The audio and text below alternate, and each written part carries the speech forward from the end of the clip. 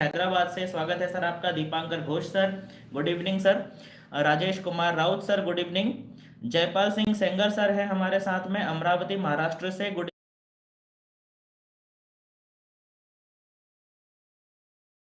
Evening sir. Mansingh Meena sir, good evening. Poonam Malik sir, good evening. Zakir Hussain sir, good evening. Sidhu Koluru ji है हमारे साथ में, हाय सर, गुड इवनिंग, नमस्कार। हामिद रजा सर ने एक छोटी सी यहाँ पर बात लिखी है, थोड़ा सा उसे मैं क्लैरिफिकेशन करना चाहूंगा। सर ने लिखा हुआ है कि सर यूट्यूब पे जो मीटिंग होती है उसको बाद में भी देख सकते हैं, पर जूम पे मीटिंग होगी तो ये शायद अच्छा नहीं होगा सर। आपकी मीटिंग सुनकर देखकर बहुत ही खुशी होती है। देखिए सर, मैं आपको एक चीज क्लियर कर दूं, जो मीटिंग जूम पे होगी वो मीटिंग यूट्यूब पर भी लाइव दिखाई देगी, तो उसके लिए आपको बिल्कुल भी टेंशन लेने की ज़रूरत नहीं है। जो जूम पे मीटिंग होगी ना, वो यूट्यूब पे आपको लाइव दिखाई देगी और आप उसको लाइव देख पाएंगे, तो उसमें आपको बिल्कुल भी टेंशन लेने की ज़रूरत नहीं है। शिव भजन कुमार सर हैं हमारे साथ में, गया बिहार से, आरसीएम कंपनी के बहुत ही जबरदस्त लीडर है, स्वागत है सर आपका, गुड इवनिंग, नमस्कार। मुकेश मिरोठा सर है हमारे साथ में, मोदी केयर कंपनी से, good evening sir. Good Modi care morning sir ने लिखा हुआ है, good Modi care morning sir.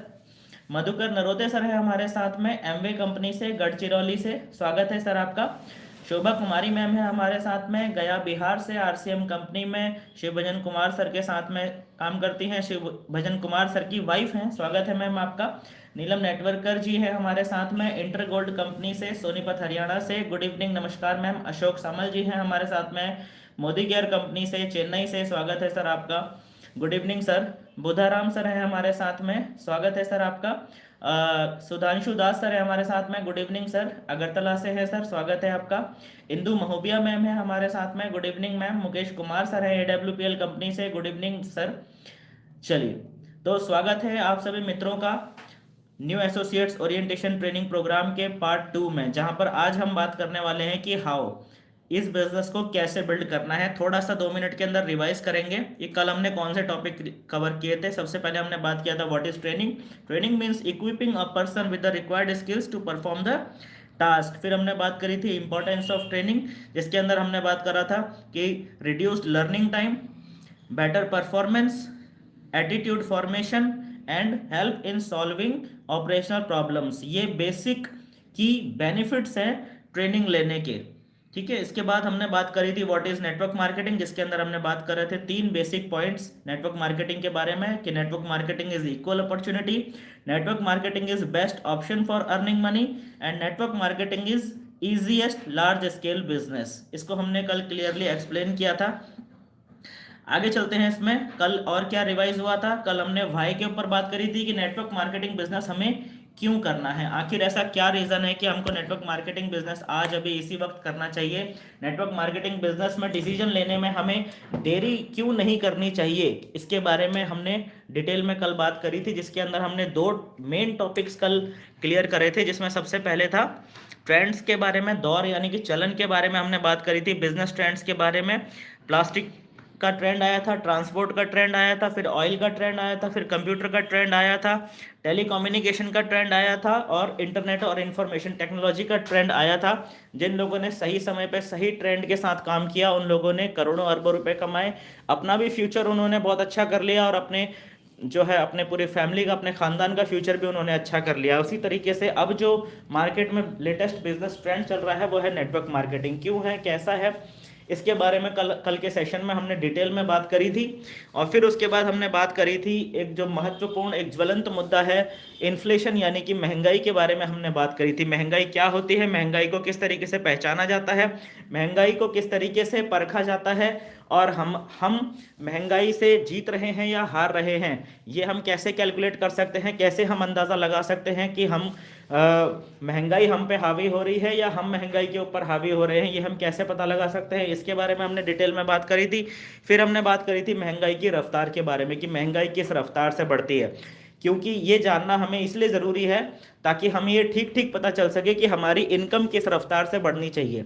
क्योंकि आपकी इनकम की रफ्तार अगर महंगाई की रफ्तार से ज़्यादा होगी तब ही आप महंगाई से जीत पाएंगे, और अगर आपकी इनकम के बढ़ने की रफ्तार महंगाई की रफ्तार से कम होगी तो महंगाई आपको परेशान करती चली जाएगी, और धीरे धीरे धीरे धीरे महंगाई आपके ऊपर इतनी हावी हो जाएगी कि आपका ज़िंदगी जीना, आपकी बेसिक नीड्स को फुलफिल करना तक मुश्किल होता चला जाएगा। ठीक है ना। तो महंगाई को अपने ऊपर हावी नहीं होने देना है। यह है महंगाई की रफ्तार। महंगाई हर 20 साल में 10 गुना ज़्यादा बढ़ जाती है। 1945 में 10 रुपये में एक परिवार का खर्चा चल जाता था, लेकिन 1965 आते आते एक परिवार का खर्चा चलने में कम से कम 100 रुपये का जो है खर्चा आने लगा। फिर 1985 आते आते यही खर्चा बढ़ के 1000 रुपये पहुँच गया। 2005 आते आते यही खर्चा बढ़ के 10,000 रुपये पहुँच गया। अब आने वाला है 2025, जैसा कि हमें पिछले 80 सालों का स्टैटिस्टिक्स दिखाई दे रहा है, तो ये बात बिल्कुल क्लियर है कि 2025 आते आते एक नॉर्मल मिडिल क्लास फैमिली को मेंटेन करने के लिए हर महीना कम से कम 1 लाख रुपए की ज़रूरत पड़ने वाली है। तो एक बड़ा सवाल है कि क्या हम आज की डेट में उस स्थिति में हैं? क्या हम आज की डेट में ऐसा कोई काम कर रहे हैं या करने जा रहे हैं जिससे कि आने वाले भविष्य में 2-3 साल में हमारे परिवार में कम से कम लाख, सवा लाख, 1.5 लाख रुपए महीना इनकम आ रही हो, भले ही हम काम कर पाने की स्थिति में हों या ना हो, क्योंकि ज़रूरी नहीं है कि हम भविष्य में भी काम कर पाने की स्थिति में होंगे। तो इसके बारे में हमने कल डिटेल में बात करी थी। ये सारे टॉपिक्स कल हमने कवर किए थे। अपना पूरा लगभग 1.5 घंटे का सेशन था। जिन्होंने कल अटेंड नहीं कर पाया था वो नेक्स्ट फ्राइडे दोबारा से अटेंड कर सकते हैं, और जिन्होंने अटेंड किया था वो भी नेक्स्ट फ्राइडे दोबारा अटेंड करके एक बार अच्छे से डिटेल में उस सेशन को रिवाइज कर सकते हैं। जैसे जैसे आप इस सेशन को लगातार हर हफ्ते सुनते जाएंगे, ये सारी ट्रेनिंग आपके दिमाग में फिट होती चली जाएगी। And this is the process. अब हम बात करते हैं इससे आगे, हम बात करते हैं आज की ट्रेनिंग के बारे में, हाउ, कि बिजनेस करना है तो कैसे करना है। क्योंकि किसी भी काम को करने का एक सही तरीका भी होता है और एक गलत तरीका भी होता है। एक वो तरीका भी होता है जिस तरीके से नौसिखिए लोग काम करते हैं, अनाड़ी लोग काम करते हैं, और एक वो तरीका होता है जिस तरीके से एक्सपर्ट लोग काम करते हैं और खिलाड़ी लोग काम करते हैं। वो एक कहावत आपने सुनी होगी कि अनाड़ी का खेलना, खेल का सत्यानाश। सुना है कि नहीं? एक गाना था ना, पुराने जमाने में गाना होता था, अनाड़ी का खेलना, खेल का सत्यानाश। क्या मतलब है इसका? कि जब अनाड़ी आदमी बिजनेस करने के लिए मार्केट में निकलता है तो वो अनाड़ी आदमी अपने तरीके से काम करता है, और फिर उसके बाद क्या उसका परिणाम होता है, क्या उसका हश्र होता है, ये आप सब लोग बहुत अच्छे से जानते हैं, है ना। तो अनाड़ियों की तरह इस बिजनेस को नहीं करना है। अगर ये बिजनेस करना ही है, आप मन बना चुके हैं इस बिजनेस को करने का, आपने डिसाइड कर लिया है अपनी जिंदगी में, आपने डिसीजन ले लिया है कि ये बिजनेस करना ही है, हर हाल में इस बिजनेस को करके ही रहना है, इस बिजनेस में डायमंड बनना ही बनना है, ऐसा डिसीजन अगर आप ले चुके हैं तो बहुत अच्छे से समझना बहुत ज़रूरी है कि इस बिजनेस को करने का सही तरीका एक्चुअल में है क्या। ठीक है, तो चलिए दोस्तों, आज की ट्रेनिंग को शुरू करते हैं। एक बार फिर से मैं दिनेश जोशी आप सभी महत्वाकांक्षी लीडर्स का new associates orientation training program के पार्ट 2 में हार्दिक हार्दिक स्वागत करता हूं। आइए चलते हैं पहले टॉपिक के ऊपर। तो पहला यहां पर टॉपिक है सक्सेस। सक्सेस क्या है? आप सभी लोग इस बिजनेस के अंदर सक्सेस होना चाहते हैं, सभी लोग होना चाहते हैं ना। कोई इंसान ऐसा तो नहीं है जो ये चाहता है कि चल ठीक है यार, सक्सेस होंगे या नहीं होंगे कोई बात नहीं, लेकिन मज़ा बहुत आ रहा है, ऐसा तो कोई नहीं है ना। कुछ लोग ऐसे भी होते हैं जिनको सिर्फ ट्रेनिंग अटेंड करने में मज़ा आ रहा होता है, जिनको सिर्फ मोटिवेशन लेते रहने में मज़ा आ रहा होता है, उनको इस बात से कोई लेना देना नहीं होता है कि मैं यहाँ पर सक्सेस होऊंगा या नहीं होऊंगा। वो लोग होते हैं जो सुनते तो बहुत कुछ है लेकिन इम्प्लीमेंट कुछ नहीं करते। ठीक है, तो अगर आपको सक्सेस होना है तो पहला एक मूल मंत्र अपने दिमाग में बैठा लीजिए कि सिर्फ सुनना नहीं है, बल्कि जो भी इंस्ट्रक्शंस आज के सेशन में आपको दिए जाएंगी, जो भी पॉइंट्स आपको दिए जाएंगे, जो भी टिप्स आपको यहाँ पर दी जाएंगी, वो सारी की सारी चीज़ें आपने ग्राउंड में एक्चुअल में इम्प्लीमेंट करनी है। और जब आप इन चीज़ों को एक्चुअल में ग्राउंड में इम्प्लीमेंट करेंगे तो माय डियर फ्रेंड्स, मैं 100% गारंटी दे सकता हूँ कि आप इस बिजनेस के अंदर 100% ज़रूर सक्सेस होंगे। ये गारंटी है दोस्तों। तो सक्सेस इज, अगर हम नेटवर्क मार्केटिंग की बात करें तो नेटवर्क मार्केटिंग के अंदर सक्सेस हासिल करने के लिए 3 मेन फैक्टर्स हैं। अगर ये 3 मेन फैक्टर्स आपके पास में हैं तो फिर आप इस बिजनेस के अंदर 100% सक्सेस हो जाएंगे। अगर इन 3 मेन फैक्टर्स पे आपने महारत हासिल कर ली, अगर इन 3 मेन फैक्टर्स पे आपने मास्टरी कर ली, तो इस बिजनेस के अंदर आपकी सक्सेस 100% गारंटी हो जाएगी। होना ही होना है सक्सेस। फिर ऐसा कोई चांस नहीं बचता, ऐसा कोई रीजन नहीं बचता कि आप इस बिजनेस के अंदर सक्सेस ना हो। 3 मेन बेसिक फैक्टर्स हैं, ठीक है। चलिए एक एक करके उनके ऊपर बात करते हैं। सबसे पहला फैक्टर है एक्साइटमेंट। दूसरा फैक्टर है कुछ टेक्निक्स हैं जिनके बारे में आज के सेशन में बात करने वाले हैं। इसके बाद तीसरा फैक्टर है फाइन ट्यूनिंग। आप देखिए यहां पर लिखा हुआ है 90% excitement, 8% techniques and 2% fine tuning. ये टोटल मिला के हो गया 100%। आपको 100% यहां पर करना होगा, ऐसा नहीं हो सकता। एक चीज मैं आपको बता दूं, कुछ लीडर्स ऐसे होते हैं जिनके पास टेक्निक्स तो होती हैं लेकिन उनकी फाइन ट्यूनिंग अच्छी नहीं होती। अपनी टीम के साथ भी उनका तालमेल अच्छा नहीं होता, अपने सीनियर्स के साथ भी उनका तालमेल अच्छा नहीं होता। टेक्निक्स तो है उनके पास में, they are good in skills, they are good in techniques, लेकिन उनकी फाइन ट्यूनिंग अच्छी नहीं है, तो वो व्यक्ति इस बिजनेस के अंदर ज़्यादा दूर तक जा नहीं पाते। कुछ लोग ऐसे हैं जिनके अंदर एक्साइटमेंट तो बहुत है, भरा हुआ है एक्साइटमेंट उनके अंदर में, बिल्कुल जोश का तूफान है उनके अंदर में, लेकिन उनके पास टेक्निक्स नहीं है। तो क्या वो सक्सेस हो पाएंगे? नहीं हो पाएंगे। उनका स्ट्रगल चलता रहेगा, वो इस बिजनेस के अंदर टिके रहेंगे क्योंकि उनके अंदर एक्साइटमेंट है। जब तक उनके अंदर एक्साइटमेंट भरा रहता है तब तक वो इस बिजनेस के अंदर टिके रहेंगे, ट्रेनिंग में आते रहेंगे, मीटिंग में आते रहेंगे, सब कुछ बढ़िया होता रहेगा। लेकिन सक्सेस की जहां बात आती है तो सक्सेस उनसे मीलों दूर चली जाती है। क्यों चली जाती है? क्योंकि उनके पास टेक्निक्स नहीं है, उनके पास हो सकता है शायद फाइन ट्यूनिंग ना हो। तो जो बेसिक समझने वाली बात है वो ये है कि सक्सेस अगर आपको इस इंडस्ट्री के अंदर होना है तो ये 3 मेन फैक्टर्स हैं। ये तीनों मेन फैक्टर्स इक्वली इंपॉर्टेंट है, समान रूप से इंपॉर्टेंट है, इसमें कोई कम ज्यादा नहीं है, ठीक है। अभी जब मैं बोल रहा हूं कि ये तीनों फैक्टर्स इक्वली इंपॉर्टेंट है तो फिर एक्साइटमेंट को 90% क्यों बोला गया है, टेक्निक्स को 8% क्यों बोला गया है और फाइन ट्यूनिंग को 2% क्यों बोला गया है? जब मैं ऐसा बोल रहा हूं कि भैया ये तीनों इक्वली इंपॉर्टेंट है तो एक्साइटमेंट को 90% क्यों बोला गया है? 33%, 33%, 33% भी तो बोल सकते थे, बोल सकते थे ना। 33.3, 33.3, 33.3 हो गया 99.9, है ना। तो फिर एक्साइटमेंट को 90% वेटेज क्यों दिया है? इसका मैं आपको रीजन बताता हूं दोस्तों। 90% सक्सेस इस बिजनेस में सिर्फ और सिर्फ एक्साइटमेंट के दम पर मिल जाती है। ऐसा क्यों बोला जाता है? ऐसा इसलिए बोला जाता है दोस्तों क्योंकि जब आप इस बिजनेस के अंदर एंटर करते हैं तब आपके पास कुछ नहीं होता दिखाने के लिए। जब आप शुरुआत में इस बिजनेस के अंदर आते हैं ना तब हमारे पास इस बिजनेस में हमारे पास दिखाने के लिए कुछ नहीं होता। ना तो हमको बिजनेस प्लान की अच्छे से जानकारी होती है, ना ही हमको फॉलोअप करना अच्छे से आता है, ना ही हमको इनविटेशन करना अच्छे से आता है। हमें कुछ भी नहीं पता होता। अगर 2-4 टेढ़े मेढ़े सवाल हमारे सामने आ गए तो हमारा जो है हाथ पांव फूल जाते हैं। ऐसा होता है कि नहीं होता है? शुरुआती लेवल पे, शुरुआती स्तर पे हमारे पास कुछ भी नहीं होता।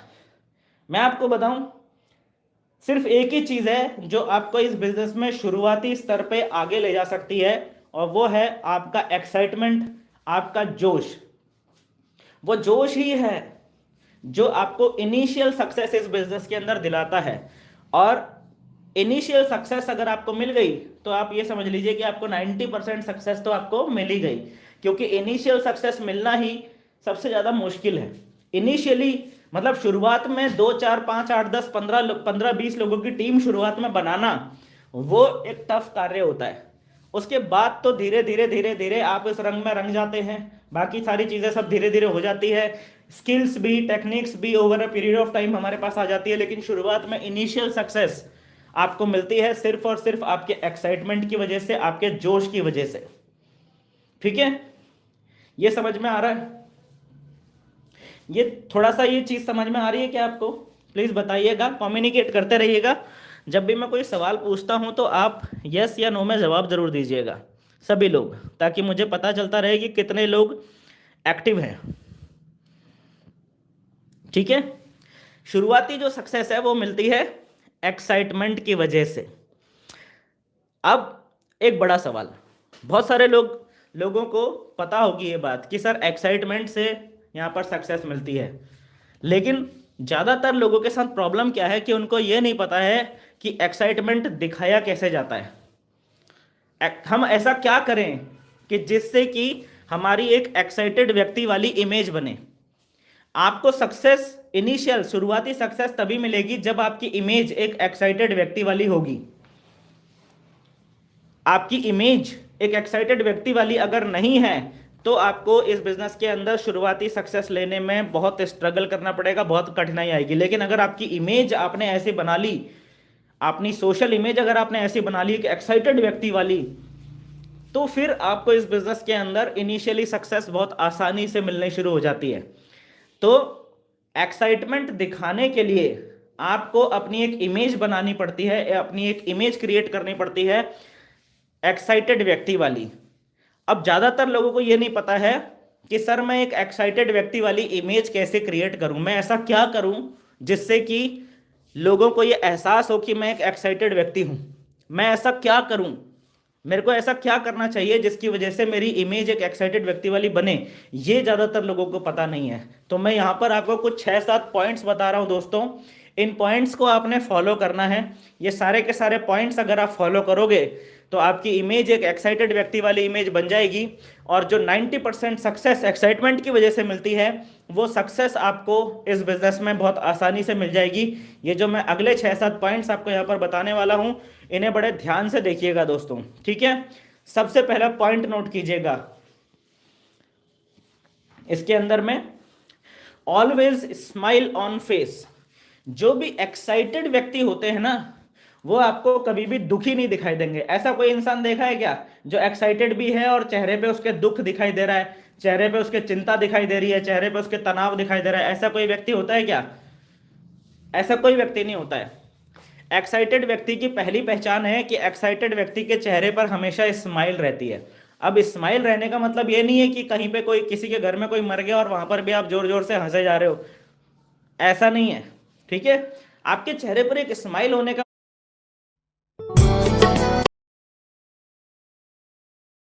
मतलब यह है कि आपकी आंखों में डर नहीं झलकना चाहिए, आपकी आंखों में, आपके चेहरे से लैक ऑफ नॉलेज नहीं झलकना चाहिए, ठीक है। आपके आपके चेहरे से नर्वसनेस नहीं झलकनी चाहिए। तो उसके लिए आपके चेहरे पर एक मंद मंद मुस्कान होनी चाहिए। अगर आपने श्री कृष्ण जी की फोटो देखी हो तो आप देखिएगा श्री कृष्ण जी के चेहरे पर एक मंद मंद मुस्कान रहती है। अगर आपने रामचंद्र जी की फोटो देखी हो तो आप देखिएगा उनके चेहरे पर एक मंद मंद मुस्कान रहती है। अगर आपने गुरु नानक जी की फोटो देखी हो तो भी आप देखिएगा उनके चेहरे पर एक मंद मंद सी मुस्कान रहती है। तो वो जो मंद मंद सी मुस्कान है वो आपके चेहरे पर आपने स्माइल बना के रखनी है, ठीक है ना। मुस्कुराते हुए चेहरों के पास आते हैं लोग और रोते हुए लोगों से दूर भाग जाते हैं लोग। जो इंसान अपनी प्रॉब्लम्स का रोना रोते रहते हैं ना मार्केट में, उनसे लोग दूर भागने, कटने शुरू हो जाते हैं। और ऐसे व्यक्ति के साथ में नेटवर्क कभी नहीं बनता। तो पहला जो आपने रूल जो अपनाना है वो है कि आपके चेहरे पर हमेशा स्माइल रहनी चाहिए, ठीक है। पॉइंट को लगातार नोट करते चलिएगा।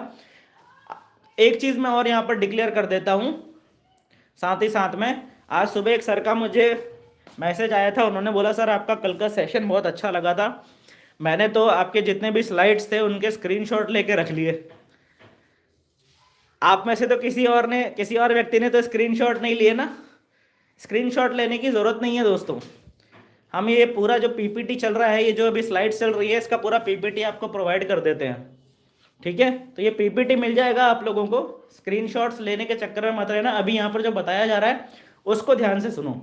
सेकंड आपका जो पॉइंट आता है अपने आप को एक एक्साइटेड व्यक्ति दिखाने का, नीट एंड क्लीन ड्रेसअप। आपका ड्रेसअप, आपका ड्रेस कोड बहुत ज्यादा मायने रखता है। कई लोगों को हम देखते हैं कि वो अपने कपड़ों पे ज्यादा ध्यान नहीं देते। उन्हें लगता है कि यार क्या फर्क पड़ता है, कुछ भी पहन के निकल जाओ, पहनना ही तो है, शरीर ढकना ही तो है। लेकिन नहीं दोस्तों, आपके कपड़ों से आपके व्यक्तित्व का पता चलता है, आपके कपड़ों से आपकी सोच का पता चलता है, आपके कपड़ों से आपके नॉलेज के स्तर का पता चलता है, आपके कपड़ों से बहुत कुछ पता चलता है दोस्तों, ठीक है। जो व्यक्ति आपको जानता नहीं है, कोई स्ट्रेंजर व्यक्ति है, वो आपके कपड़ों को देखकर पहले 3 मिनट के अंदर ही आपके बारे में राय बना लेगा। और आपके चेहरे को देखकर, आपके फेस को देखकर वो पहले 30 सेकंड में ही अपनी राय बना लेगा कि उसे आपसे दोस्ती करनी है या नहीं करनी है, आपसे जान पहचान बढ़ानी है कि नहीं बढ़ानी है। आपके चेहरे को देखकर पहले 30 सेकंड के अंदर एक स्ट्रेंजर व्यक्ति जो है वो अपनी माइंड मेकअप कर लेता है। और आपके कपड़ों को, आपके ड्रेस सेंस को देखकर ऊपर से नीचे तक वो 3 मिनट के अंदर अपनी राय बना लेता है कि ये व्यक्ति कोई हाई क्लास का व्यक्ति है या ये ऐसे ही है बस टाइम पास। समझ रहे हैं ना? तो आपका ड्रेसअप हमेशा नीट एंड क्लीन होना चाहिए। देखिए दोस्तों, मैं यहाँ पर ये नहीं बोल रहा हूँ कि आपने बहुत महंगे महंगे कपड़े पहनने हैं या आपने बहुत ब्रांडेड, बहुत चंकी फंकी कपड़े पहनने हैं, ऐसा नहीं बोल रहा हूँ मैं आपको। भीड़ में अलग दिखने वाले कपड़े पहनने हैं, ऐसा नहीं कह रहा हूँ मैं आपको। मैं ये कह रहा हूँ कि आप जो भी पहने उससे आपकी शालीनता दिखनी चाहिए, उससे आपका डिसिप्लिन दिखना चाहिए। आपने शेव करी होनी चाहिए, प्रॉपर शेव करके रखिए। और अगर आपको दाढ़ी वाड़ी रखने का शौक है तो उसको भी अच्छे से मेंटेन करके रखा जा सकता है, उसको अच्छे से मेंटेन करके रखिए। अगर आपको मूछें रखने का शौक है तो आप मूछों को भी अच्छे से मेंटेन करके रखिए। आप एकदम नीट एंड क्लीन दिखने चाहिए, ये बहुत ज़्यादा ज़रूरी है। आपको एक एक्साइटेड व्यक्ति की इमेज अगर आपको अपनी बनानी है समाज में तो ये एक इम्पॉर्टेंट पॉइंट है। जो व्यक्ति एक्साइटेड होता है वही व्यक्ति अपने कपड़ों के ऊपर ध्यान देता है, और जिस व्यक्ति के अंदर एक्साइटमेंट नहीं है, जो अंदर से बुझा हुआ व्यक्ति है, वो व्यक्ति अपने कपड़ों के ऊपर कोई ध्यान नहीं देता, उसे कोई फर्क नहीं पड़ता लोग क्या सोचेंगे। उसके कपड़ों को देखकर उसे कोई फर्क नहीं पड़ता है। क्या मेरी स्क्रीन नहीं चल रही है क्या? प्लीज़ बताइएगा।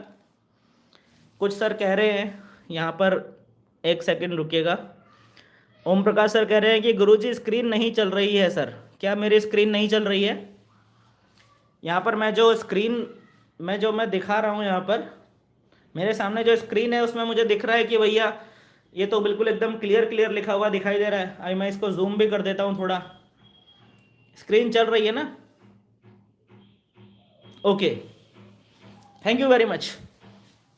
तो नीट एंड क्लीन ड्रेसअप होना बहुत ज़्यादा ज़रूरी है, ठीक है।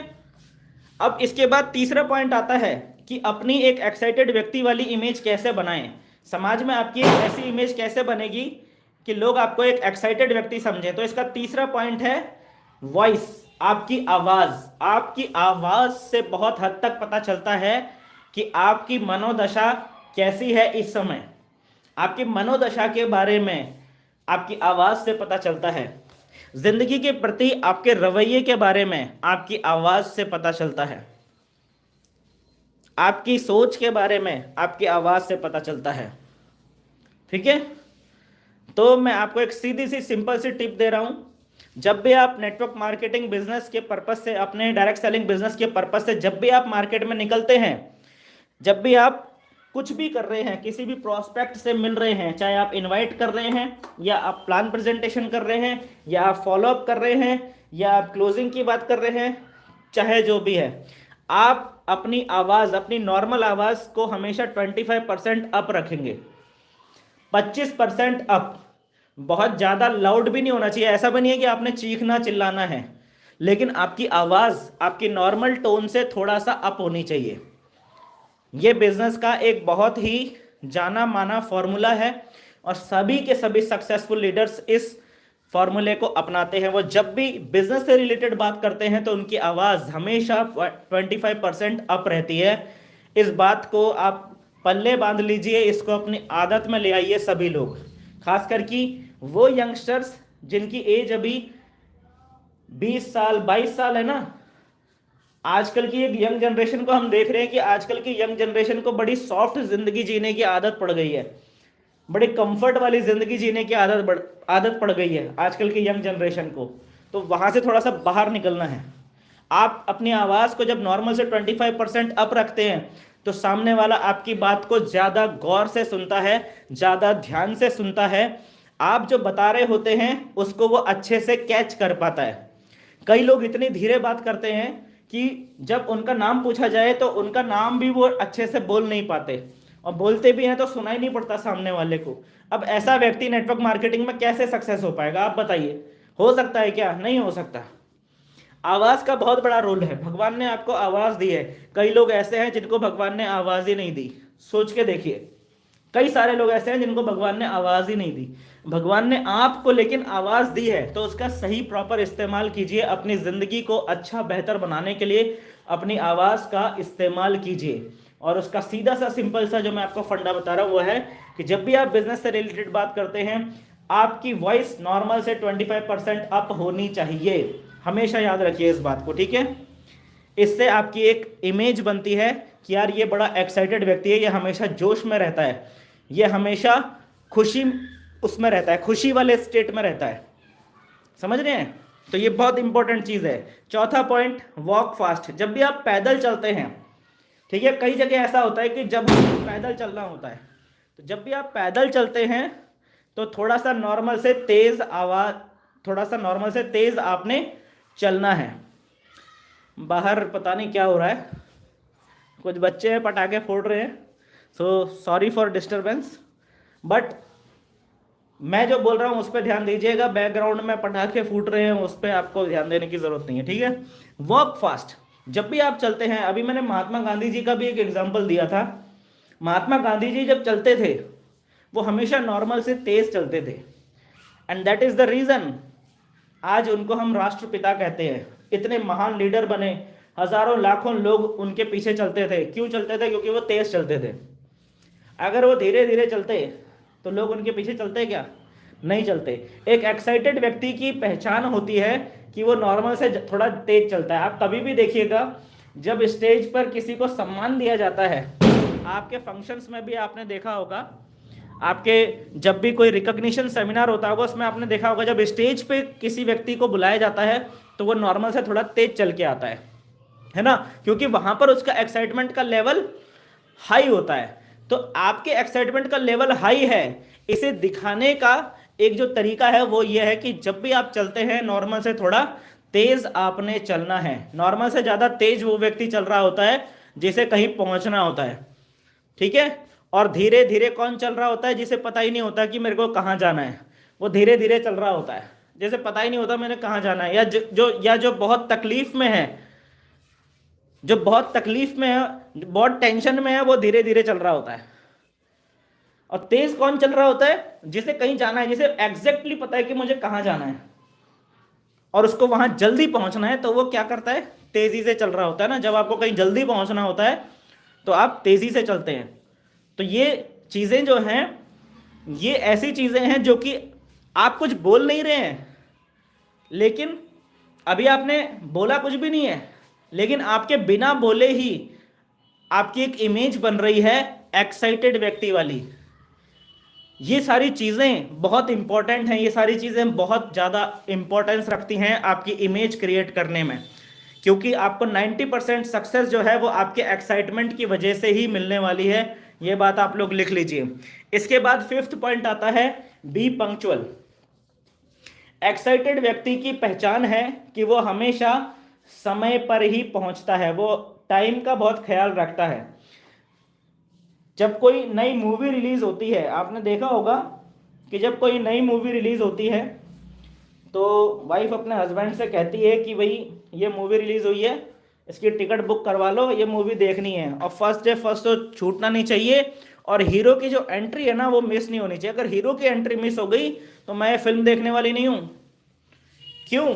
ऐसा क्यों बोल रही है वो? ऐसा इसलिए बोल रही है क्योंकि उसके अंदर उस मूवी को देखने के लिए एक्साइटमेंट है, एक्साइटमेंट है, वो अंदर से एक्साइटेड है, इसीलिए वो ये चीजें बोल रही है कि अभी से टिकट बुक कर लो, बाद में कहीं ऐसा ना हो कि हाउसफुल हो जाए और टिकट ना मिले, पहले से एडवांस बुकिंग कर लो, ताकि बाद में हमको ऐसा ना हो कि सीट ही ना मिले, है ना। और फिर जब घर से निकलते हैं मूवी देखने के लिए तो वो बोलती है जल्दी जल्दी चलो, कहीं ऐसा ना हो कि मूवी स्टार्ट हो जाए, अगर मूवी स्टार्ट हो गई, मेरा सीन अगर फर्स्ट सीन अगर मिस हो गया तो मैं मूवी नहीं देखूंगी, अगर हीरो की एंट्री मिस हो गई तो मैं मूवी नहीं देखूंगी जी।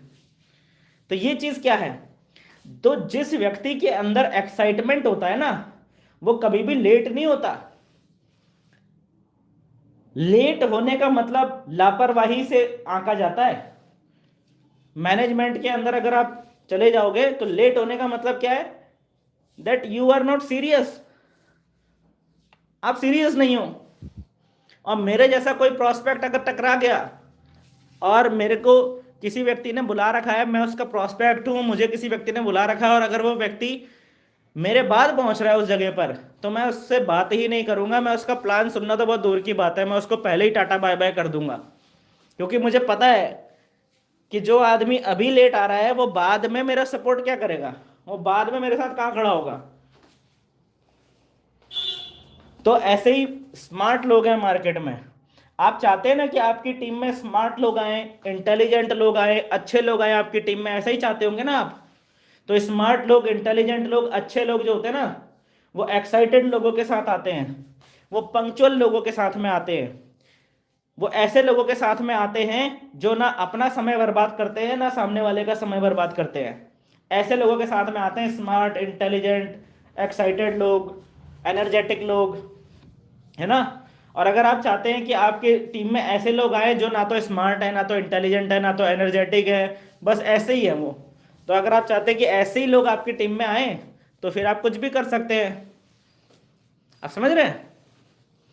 ये बहुत चीज़ें ये मैटर करती हैं, बहुत इंपॉर्टेंट, बहुत ही मायने रखने वाली चीज़ें हैं। मैं बहुत ज़्यादा चीख चिल्ला के यहाँ पर चीज़ें नहीं बताने वाला हूँ, लेकिन जो भी पॉइंट्स मैं आपको बता रहा हूँ, ये एक एक पॉइंट आपके करियर का टर्निंग पॉइंट साबित हो रहा है।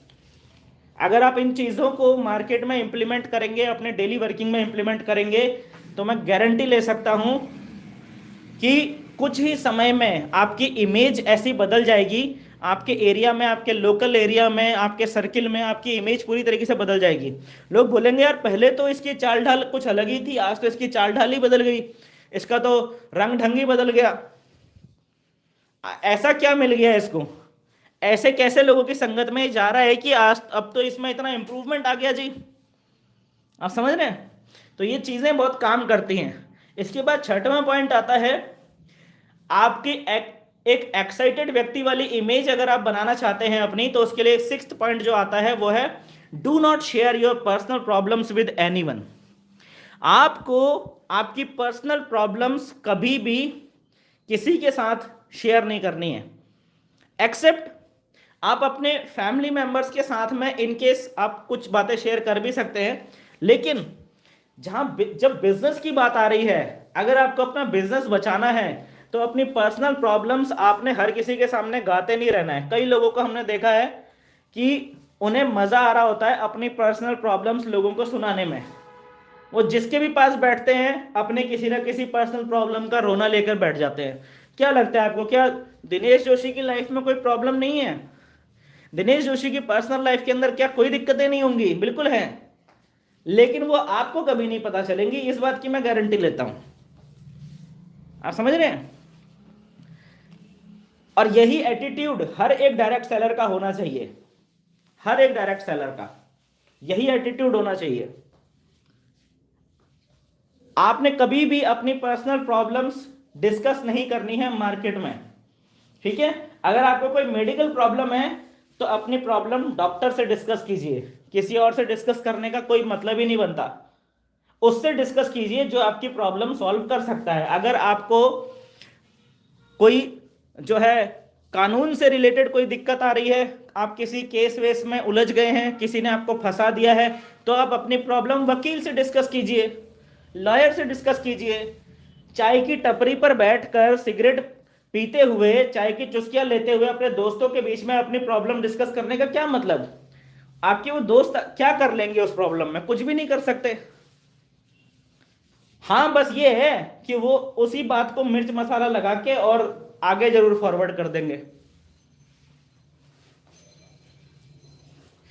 तभी तो रहीम जो है ना, रहीम तो जानते होंगे आप, जिनके दोहे बहुत मशहूर हैं, है ना। तभी तो उन्होंने कई सालों पहले एक दोहा लिख दिया था कि रहीमन निज मन की व्यथा, मन ही राखो गोए, सुन अठिल हैं लोग सब, बांट लहे ना कोई।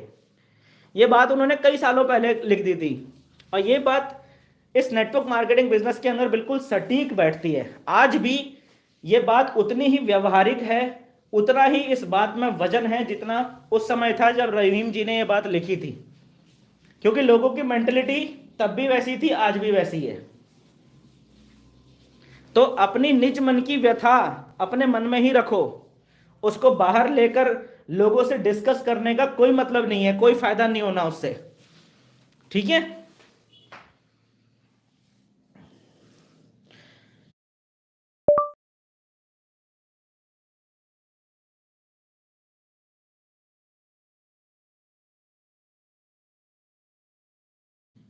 सो पॉइंट नंबर 6 क्या है?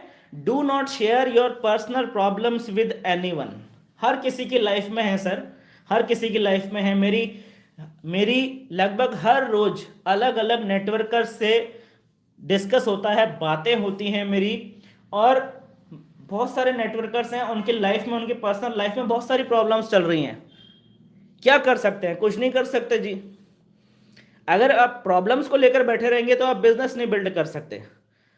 तो प्रॉब्लम्स को साइड करना बहुत ज़्यादा ज़रूरी है। तो पर्सनल प्रॉब्लम्स कभी भी किसी से शेयर ना करें। अगर आपको अपनी इमेज का, अगर आपको परवाह है, अगर आपको अपनी इमेज की चिंता है, तो आप अपनी पर्सनल प्रॉब्लम्स कभी भी मार्केट में लोगों से शेयर ना करें। इसके बाद एक इम्पोर्टेंट पॉइंट आता है, वो मैं आपको बता देता हूँ। वो है, ये है, देखिए 7वां पॉइंट। जिन्होंने अभी तक पॉइंट्स नोट नहीं करें अभी कर लीजिए, ठीक है। 7वां पॉइंट आता है, fake it till you make it. ये है 100 बात की एक बात। कई बार ऐसा होता है कि हमें कुछ नेटवर्कर्स मिलते हैं, बोलते हैं कि सर आपकी सारी बातें सही है, सब आपने बढ़िया बताया, लेकिन सर मैं एक्साइटेड होना तो चाह रहा हूं, लेकिन मेरे अंदर से एक्साइटमेंट निकल ही नहीं रहा सर। मेरी जिंदगी में इतनी समस्याएं हैं, मेरी जिंदगी में इतनी प्रॉब्लम है सर, कि मेरे अंदर से एक्साइटमेंट निकल ही नहीं रहा सर। क्या करूं, क्या करूं सर, क्या करूं, बोलो सर, बताइए सर। निकल ही नहीं रहा सर। आप कह रहे हो कि चेहरे पर स्माइल आना चाहिए, लेकिन जब मेरे चेहरे पर स्माइल आ ही नहीं रहे, मेरे जिंदगी में इतने पंगे हैं, इतने लफड़े हैं, मैं कैसे कैसे मैं अपने चेहरे पर स्माइल लाऊं, मुझे समझ में नहीं आता। तो ये 100 बात की एक बात है। 7वां point, fake it till you make it.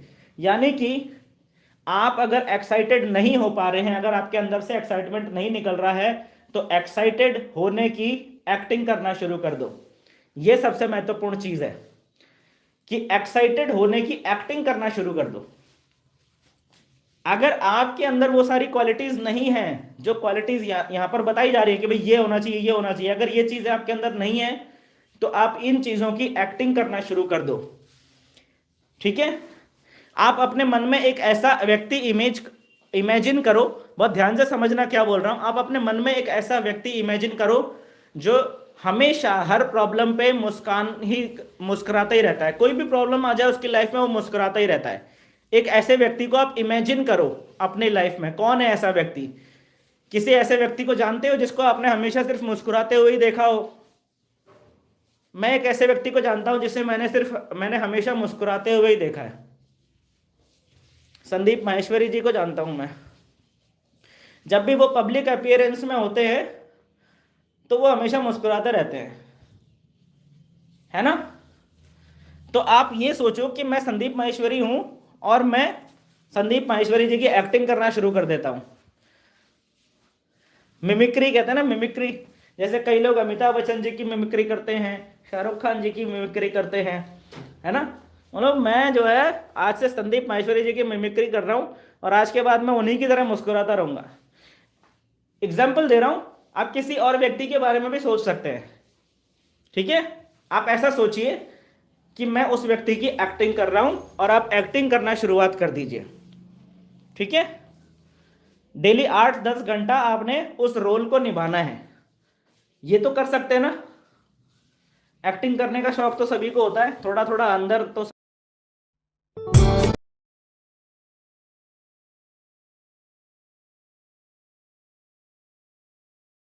सबका ही होता ही है ना। तो एक्टिंग कर सकते हैं। एक ऐसा व्यक्ति इमेजिन कीजिए जो हमेशा अच्छे बड़े बढ़िया कपड़े पहन के रहता हो, हमेशा टिप टॉप बन के रहता हो। आप उसकी एक्टिंग करना शुरू कर दीजिए। एक ऐसा व्यक्ति जो थोड़ा सा हमेशा लाउड बात करता है, हमेशा लाउड बात करता है, हमेशा वो थोड़ा सा, उसकी वॉइस जो होती है हमेशा नॉर्मल से थोड़ा उसकी पिच ऊपर ही रहती है। ऐसे व्यक्ति के बारे में इमेजिन कीजिए और उसकी एक्टिंग करना शुरू कर दीजिए।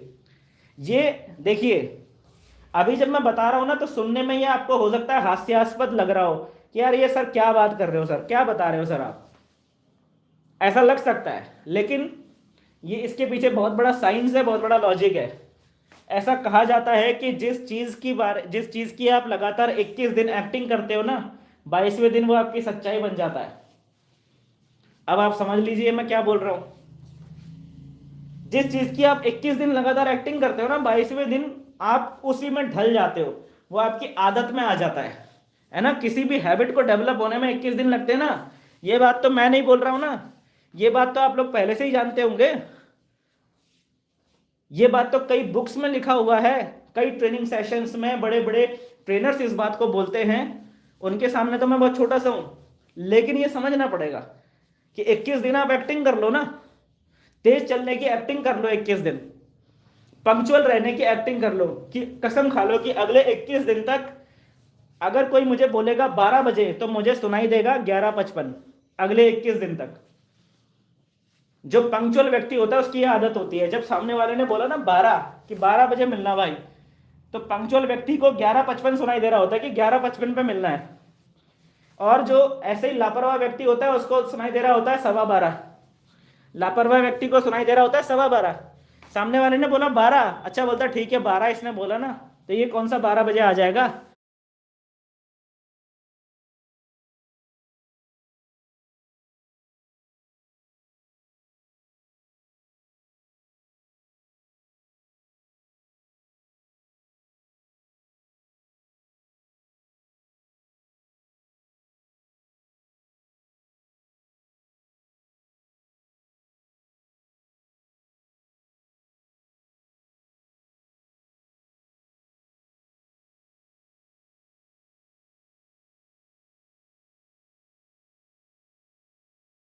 सवा 12 तक ही आएगा, तो इसका मतलब 12:15। वो ऐसा सोच रहा होता है लापरवाह व्यक्ति।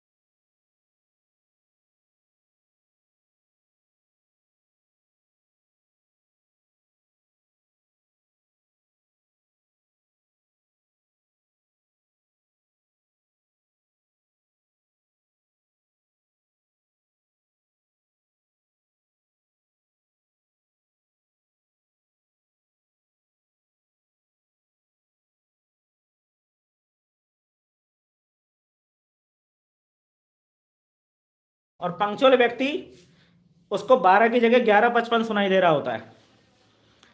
तो ऐसा इमेजिन करना शुरू कर दो, fake it till you make it. जब तक आपको आदत नहीं डेवलप हो जाती है तब तक आपने अपने ऊपर कंट्रोल लाना है, सेल्फ डिसिप्लिन लेकर आना है, और आपने इन सारी चीजों की एक्टिंग करना शुरू कर देना है। अगर अगले 21 दिन आपने इस चीज की एक्टिंग कर ली तो मैं आपको गारंटी दे रहा हूं 22वें दिन आपको कोई ना कोई व्यक्ति ऐसा टकराएगा पक्का, जो आपसे बोलेगा कि सर, सर नहीं भी बोलेगा, वो बोलेगा कि भाई आजकल तू किन लोगों के संगत में रह रहा है, आजकल तू क्या खा रहा है, तेरा तो पूरा सिस्टम ही बदल गया। 22वें दिन ऐसा कोई ना कोई इंसान आपको जरूर मिल जाएगा, अगर आपने 21 दिन तक ये कर लिया। और ऐसा इंसान अगर आपको मार्केट में मिलता है जो बोलता है कि यार आजकल तो तू पूरा बदल गया, तो समझ लीजिए आप जीत गए। समझ में आ गया ना। तो ये है अपने आप को एक्साइटमेंट रखने का सिंपल सा फंडा। ये 7 बेसिक पॉइंट्स हैं। Always smile on face, neat and clean dress up, voice 25% up, walk fast, B punctual, do not share your personal problems with anyone, and fake it till you make it. अब आप बताइए इसमें कुछ मुश्किल है क्या। Network marketing business में 90% सफलता मिल जाती है ये 7 छोटे छोटे काम करने से। 90% सफलता। आपका पहला रैंक तो सिर्फ ये काम करने से ही सक्सेस अचीव हो जाता है। अगर आपने ये काम पूरी ईमानदारी से कर लिया ना, तो आपको इनिशियली जो पहला लेवल होता है वो तो आप अचीव ही कर लेंगे। कुछ लोग तो आपके साथ आपका जोश, आपका एक्साइटमेंट देखकर कि यार बताओ यार, इस बंदे का तो एक्साइटमेंट इतना हाई है, ये तो 100% यहाँ से सक्सेस पक्का होगा, इतना एक्साइटेड है ये। और अगर आज मैं इसके साथ ज्वाइन हो जाता हूँ तो मैं भी सक्सेस हो जाऊंगा, कुछ ना कुछ तो मुझे भी मिल जाएगा। तो ऐसे लोग आ जाते हैं आपके साथ में, आपका एक्साइटमेंट, आपका जोश देखकर। तो ये काम कर सकते हैं कि नहीं कर सकते हैं, जल्दी से बताइए। क्या ये 7 काम कर सकते हैं? जल्दी से बताइएगा, फिर हम आगे बढ़ते हैं। आज की ट्रेनिंग थोड़ा लंबी होने वाली है, इसलिए जल्दी जल्दी रिप्लाई करिएगा सभी लोग। रहीम अली सर ने लिखा यस सर, सुमित जी ने लिखा यस सर, दीपा रॉय जी हैं ओरियन से, यस ओके ठीक है, समझ में आ गया ना, यहां तक समझ में आ गई कहानी, बहुत बढ़िया। इसके बाद है 8% टेक्निक्स। 8% टेक्निक्स के बारे में हम बाद में बात करेंगे, पहले बात करते हैं हम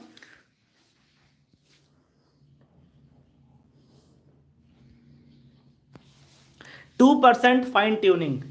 2% फाइन ट्यूनिंग, देखो फाइन ट्यूनिंग को यहां पर सिर्फ 2% दिया गया है, लेकिन इसका मतलब यह नहीं है कि फाइन ट्यूनिंग की वैल्यू कम है। इसका मतलब यह है कि अगर आपने 98% जो है उसको कर भी लिया, और अगर आपने ये 2% इग्नोर कर दिया, तो सक्सेस आपके हाथों से फिसल जाएगी, हाथ में आते आते हाथों से फिसल जाएगी। कई बार आपने क्रिकेट मैच में देखा होगा कि कैच पकड़ रहा होता है वो व्यक्ति, और कैच पकड़ते पकड़ते बॉल हाथ से फिसल जाती है ना। तो अगर ये 2% का आपने ख्याल नहीं रखा, तो सफलता भी ऐसे ही आपके हाथ में आते आते आते आते फिसल जाएगी। और अगर आप ऐसा नहीं चाहते हैं, तो ये 2% को बिल्कुल भी हल्के में लेना मत। ये 2% है फाइन ट्यूनिंग, यानी कि फाइन का मतलब होता है अच्छा, ट्यूनिंग का मतलब होता है तालमेल। अच्छा तालमेल, आपने अच्छा तालमेल बनाकर रखना है हमेशा इस बिजनेस के अंदर, क्योंकि अकेले के दम पर आप थोड़ी दूर तक जरूर जा सकते हैं, लेकिन बड़ी सफलता आपको सिर्फ और सिर्फ टीम एफर्ट से ही मिलेगी। टीम एफर्ट, टीम में आ जाते हैं, टीम में आते हैं आपकी आपकी जो टीम मेंबर्स हैं, जो आपके डाउनलाइंस हैं, जो आपके नेटवर्क में आपके बाद ज्वाइन हुए हैं, वो सारे लोग आपके टीम में आ जाते हैं, और आपकी टीम में आते हैं आपकी लाइन ऑफ स्पॉन्सरशिप, यानी कि आपके सारे के सारे स्पॉन्सर्स जिनकी लाइन में आप ज्वाइन हुए हो। लाइन ऑफ स्पॉन्सरशिप यानी कि आपका डायरेक्ट अपलाइन, फिर उनका अपलाइन, फिर उनका अपलाइन, फिर उनका अपलाइन, ये सब लोग आपकी टीम में आते हैं। तो इस टीम के साथ में आपने अच्छा तालमेल बना के रखना बहुत ज़्यादा ज़रूरी है, बेहतर तालमेल बना के रखना बहुत ज़्यादा ज़रूरी है। कई लोग इसकी इंपॉर्टेंस को नहीं समझते। 50 लाख रुपए की कार है, मान लीजिए 50 लाख रुपए की कार है, और उसके अंदर टायर में 20 रुपए की हवा नहीं है, 20 रुपए की हवा उसके टायर से निकाल दी जाए, तो क्या वो 50 लाख की कार आपको मजे करवा पाएगी? आपको कहीं ले जा पाएगी? आपकी मंजिल तक ले जा पाएगी? क्या नहीं ले जा पाएगी। क्यों? सिर्फ 20 रुपए की हवा की तो बात थी, नहीं भी होगी तो काम नहीं चलेगा क्या? बिल्कुल नहीं चलेगा। तो बस यही रोल होता है फाइन ट्यूनिंग का। आपने देखा होगा बड़ी बड़ी फैक्ट्रियों में बहुत बड़ी बड़ी मशीनें लगी रहती हैं, और उन बड़ी बड़ी मशीनों में टाइम टू टाइम उनमें ग्रीस लगाया जाता है, उनकी ऑयलिंग करी जाती है, उनकी सर्विसिंग करी जाती है। क्यों करी जाती है? नहीं करेंगे तो क्या होगा? मशीनरी की अगर टाइम टू टाइम उसमें ग्रीस ना लगाया जाए, उसकी ग्रीसिंग ना करी जाए, उसकी ऑयलिंग ना करी जाए, तो क्या होगा? कुछ टाइम के बाद क्या होगा? जब ग्रीस खत्म हो जाएगा तो मशीनरी पहले तो आवाज करनी शुरू करेगी, चर चर चर चर चर चर कर कर पर, इस तरीके की आवाजें आनी शुरू होंगी मशीनरी से, और थोड़े समय के बाद वो मशीन पूरी तरीके से ठप पड़ जाएगी। सिर्फ थोड़ा सा ग्रीसिंग करने की तो बात थी और वो किया नहीं, सिर्फ थोड़ा सा ऑयलिंग करने की तो बात थी, वो किया नहीं। समझ रहे हैं इस चीज को? ये 2% आपके 98% एफर्ट को जीरो कर सकता है, इसलिए इसको बिल्कुल भी हल्के में नहीं लेना है। फाइन ट्यूनिंग, आपका तालमेल आपके अपलाइन के साथ, आपके टीम के साथ में बहुत अच्छा होना चाहिए। आपका कम्युनिकेशन आपके अपलाइन के साथ, आपकी टीम के साथ में बहुत अच्छा होना चाहिए। कभी भी आपने गलत चीज़ें अपने टीम में नहीं डालनी है, कभी भी आपने गलत बातें नहीं करनी है, कभी भी आपने मतलब बिजनेस के बारे में, प्रोडक्ट के बारे में, कंपनी के बारे में कभी भी आपके मन में अगर कोई नेगेटिव विचार आता भी है तो वो नेगेटिव विचार आपने अपनी टीम के साथ में शेयर नहीं करना है। अपने अपलाइन के साथ में बैठिए, आपके जो भी डाउट्स हैं आप उनसे डिस्कस कीजिए, ठीक है ना। कई लोगों की प्रॉब्लम हमने देखी है कि वो अपलाइन से तो बात करते नहीं है, लेकिन डाउनलाइन में कुछ ना कुछ बोलते रहते हैं, अपनी ही टीम को अपने ही हाथों से नेगेटिव करने में लगे रहते हैं। ऐसे बहुत सारे लोग हैं, तो उनके साथ यही प्रॉब्लम है फाइन ट्यूनिंग वाली।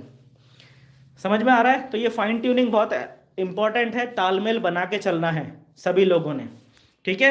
इसके बाद आता है 8% टेक्निक्स। कुछ छोटी छोटी टेक्निक्स हैं, उनके ऊपर हम 1 बाय 1 बात करने वाले हैं, ठीक है। इनका आपने ख्याल रखना है। यहाँ पर मैं आपको कुछ स्टेप्स बताने वाला हूँ, इन स्टेप्स को आपने एज इट इज ऐसे ही फॉलो करना है, आगे पीछे फॉलो नहीं करना है। जो स्टेप पहले बताया जाएगा वो काम पहले करना है, जो बाद में बताया जाएगा वो काम बाद में करना है, और आपने स्टेप्स सारे के सारे फॉलो करने हैं। तो चलिए पहला स्टेप मैं आपको बताता हूँ। 8% टेक्निक में सबसे पहला पॉइंट आता है goals, goal setting. Goal setting के बारे में आप लोगों ने पहले भी सुना होगा, आज फिर से सुनिए, थोड़ा सा अच्छे से इसको मैं एक्सप्लेन करने की कोशिश करूंगा ताकि आपको बेहतर तरीके से समझ में आए कि गोल सेटिंग होती क्या है और गोल सेटिंग करते कैसे हैं बेसिकली। क्योंकि मैं जानता हूं कि 99% लोग जो डायरेक्ट सेलिंग बिजनेस कर रहे हैं, 99% लोगों को गोल सेटिंग करना नहीं आता। आप सोचेंगे कि मैं फॉल्स यहाँ पर डेटा दे रहा हूँ और मैं बड़ा चढ़ा के बात कर रहा हूँ, लेकिन यही बात सच है। 99% लोगों को गोल सेट करना नहीं आता। 99% लोगों को नहीं पता कि गोल सेट करने का सही तरीका क्या होता है। हालांकि जो लोग new associates orientation training program पहले से लगातार अटेंड करते हुए आ रहे हैं, हमेशा से अटेंड करते आ रहे हैं, उन लोगों को तो पता है कि भाई गोल सेटिंग कैसे करते हैं। लेकिन बहुत सारे लोग मैं देखता हूं उनको आज तक नहीं पता कि गोल सेटिंग कैसे करी जाती है, गोल्स कैसे बनाए जाते हैं। तो आज मैं आपको बताता हूं कि गोल्स सेट कैसे किए जाते हैं। सबसे पहले तो short term goal, middle term goal, long term goal. ये आप लोगों ने सुना होगा कि भाई शॉर्ट टर्म गोल्स सेट करे जाते हैं, long term goals, middle term goals बनाए जाते हैं, है ना। आप लोगों ने ट्रेनिंग में सुना होगा। इसे क्या कहते हैं? इस तरह के गोलों को बोला जाता है रिजल्ट ओरिएंटेड गोल्स। क्या आप में से कुछ लोग अपने गोल्स यहाँ पर लिख के मुझे दे सकते हैं?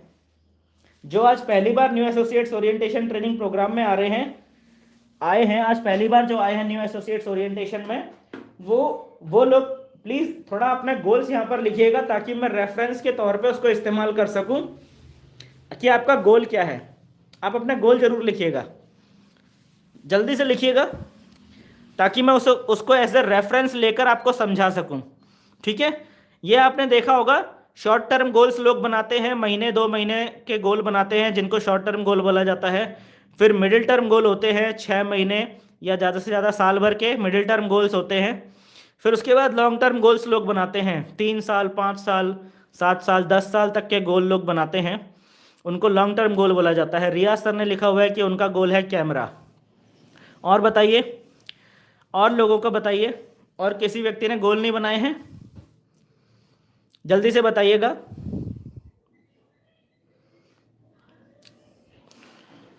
लैपटॉप, फ्लैट, बाइक, और लिखिएगा, और लिखिएगा जल्दी से। स्कूटी, और बताइएगा, जल्दी बताइएगा।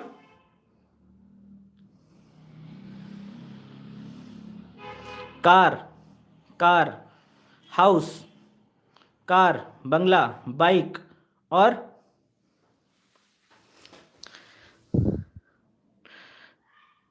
डायमंड बनना है, हाउस बनना है, ब्लैक कलर की थार खरीदनी है।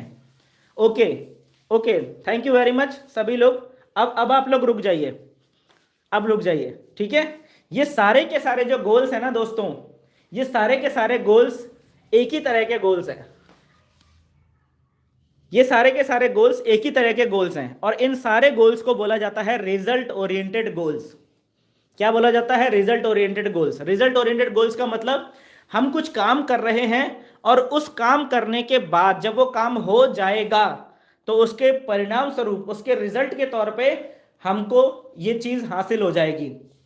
ठीक है, जैसे सर ने लिखा कैमरा, एक जो डीएसएलआर कैमरा है, अगर मैं मिनिमम से मिनिमम भी पकड़ूं तो 32-33 हजार 35 हजार पकड़ लीजिए, मोटा मोटा एक जो है नॉर्मल डीएसएलआर कैमरा आता है। ठीक है, तो 35 हजार का अगर कैमरा आपको लेना है तो आपको 35 हजार रुपये चाहिए। बहुत ध्यान से समझना, 35 हजार रुपये चाहिए। और 35 हजार रुपये कमाने के लिए आपको क्या करना पड़ेगा, आपको कुछ टीम बनानी पड़ेगी। मान के चलते हैं कि लगभग आपको 70-75 या लगभग 100 लोगों की टीम आपको बनानी पड़ेगी इतना पैसा कमाने के लिए। हो सकता है कई कंपनीज में कम टीम बनाने पर भी इतनी इनकम आ जाती है, लेकिन मैं एक मोटा मोटा तौर पे बता रहा हूं।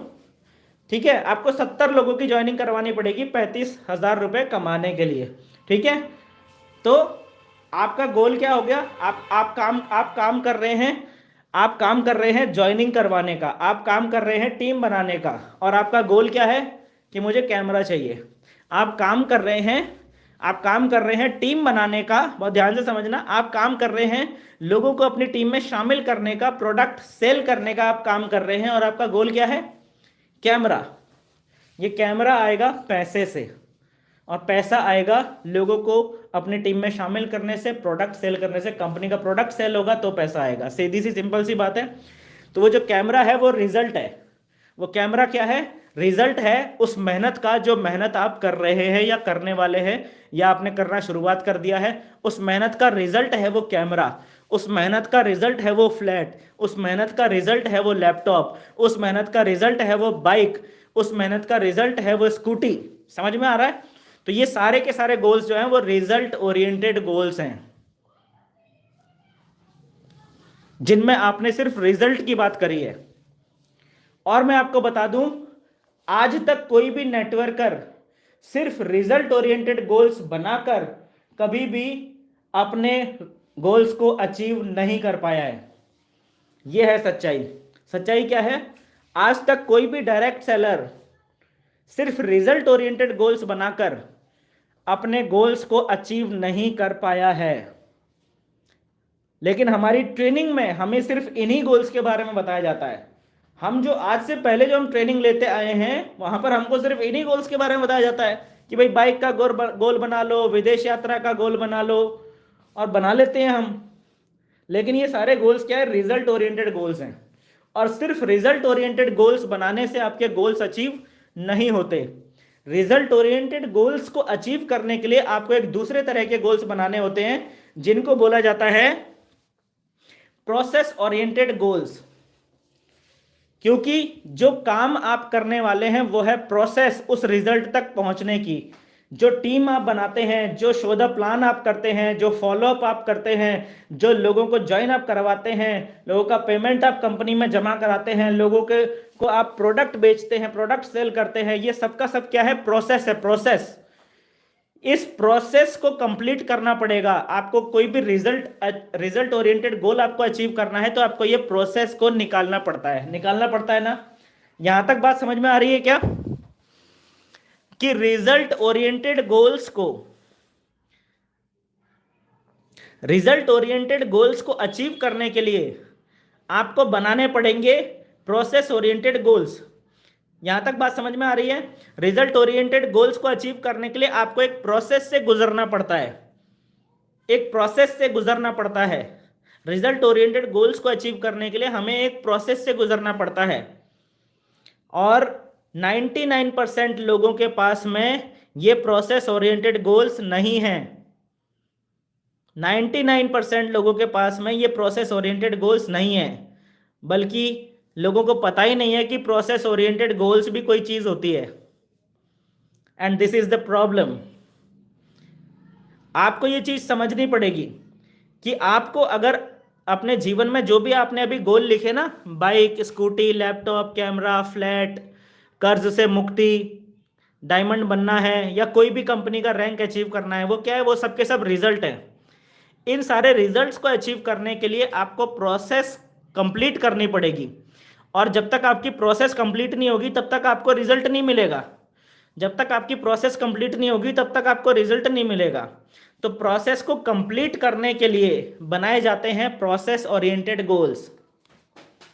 ठीक है, आज के बाद आप सिर्फ और सिर्फ प्रोसेस ओरिएंटेड गोल्स पर ही काम करेंगे, ये बात हमेशा याद रखना। आज से पहले भी कर रहे थे लेकिन बिना गोल बनाए कर रहे थे, अब हम वही काम करेंगे, गोल्स बनाकर करेंगे। समझ में आ गया? चलिए मैं बताता हूं प्रोसेस ओरिएंटेड गोल्स क्या होते हैं। दो तरीके के गोल होते हैं। जो प्रोसेस है, आपकी सफलता की जो प्रोसेस है उसमें दो चीजें आती हैं, एक होता है लर्निंग, एक होता है इम्प्लीमेंटेशन यानी कि वर्किंग। दो ही चीजें हैं, लर्निंग एंड वर्किंग। तो आपको लर्निंग के भी गोल्स बनाने हैं और वर्किंग के भी गोल्स बनाने हैं। वर्किंग के गोल्स यानी कि इम्प्लीमेंटेशन, जो आपने लर्न किया उसे आपको मार्केट में इम्प्लीमेंट करने का भी गोल बनाना पड़ेगा, और ये ज्यादा महत्वपूर्ण है। कार का गोल, बाइक का गोल, लैपटॉप का गोल से ज्यादा महत्वपूर्ण है ये वाले गोल। क्योंकि अगर आपने ये गोल नहीं बना रखे होंगे तो आप कितने ही बड़े बड़े गोल अपनी डायरी में लिख लो, वो अचीव नहीं होंगे। लर्निंग के गोल एंड इंप्लीमेंटेशन के गोल। चलिए मैं आपको बताता हूं कि लर्निंग के एंड इंप्लीमेंटेशन के गोल्स कौन कौन से होते हैं। तो प्रोसेस ओरिएंटेड गोल्स के अंदर सबसे पहले हम बात करते हैं लर्निंग के गोल्स की। तो आपने लर्निंग का जो सबसे पहला गोल बनाना है, ध्यान से नोट कर लेना सभी लोग, giving daily work report to your coach your upline. आपने अपने अपलाइन को, अपने कोच को, अपने मेंटर को अपनी डेली की वर्क रिपोर्ट देनी ही देनी है। आपने दिन भर में क्या किया, चाहे आप दिन भर में चाय की टपरी पर बैठकर सिर्फ चाय पीते रहे और दिन भर में आपने 18 कप आपने चाय पी ली, है ना, 18 कप आपने दिन भर में चाय पी ली और आपने कुछ नहीं किया दिन भर में, तो शाम को आपने इस बात की भी रिपोर्ट अपने अपलाइन को देनी है कि सर मैंने आज दिन भर में 18 कप चाय पी। तो आपने दिन भर में क्या किया उसकी रिपोर्ट आपने अपने अपलाइन को डेली शाम को देनी है। ये आपका लर्निंग का पहला गोल है। अभी कई लोगों के तो तोते उड़ गए होंगे, सर डेली का बताना पड़ेगा सर, सर डेली का। जी हाँ सर, डेली का, डेली का। सफलता आसानी से नहीं मिलती है, सफलता की कीमत चुकानी पड़ती है। ठीक है, और जो लोग कीमत नहीं चुका सकते ना, वो कितना ही लिख लें कि मुझे ये चाहिए, मुझे वो चाहिए, मुझे वो चाहिए, मुझे वो चाहिए। आप किसी दुकान में जाओगे और दुकान में जाकर आप बोलोगे कि मुझे वो चाहिए, मुझे वो पिज़्ज़ा चाहिए, लेकिन आप उस पिज़्ज़ा की कीमत ना चुकाना चाहो तो क्या आपको पिज़्ज़ा मिलेगा? हैं? आप पिज़्ज़ा हट में जा रहे हो, वहाँ पर आप जाके बोलोगे कि मुझे पिज़्ज़ा चाहिए और आप उस पिज़्ज़ा की कीमत नहीं चुकाना चाह रहे, बोला नहीं मैं कीमत नहीं चुकाऊंगा लेकिन मुझे पिज़्ज़ा चाहिए, तो क्या होगा? बस वही होता है 99% डायरेक्ट सेलर्स के साथ में। उन्हें चाहिए, उन्हें सब कुछ चाहिए लेकिन वो उसकी कीमत नहीं चुकाना चाहते, तो कीमत चुकानी पड़ेगी ना, ऐसे चुकाई जाएगी कीमत। ये देखिए पहला गोल, ये आप कीमत चुका रहे हैं, प्राइस पे कर रहे हैं अपने सपनों का। ठीक है, giving daily work report to your coach your upline. ठीक है, 30 मिनट्स इन अ वीक।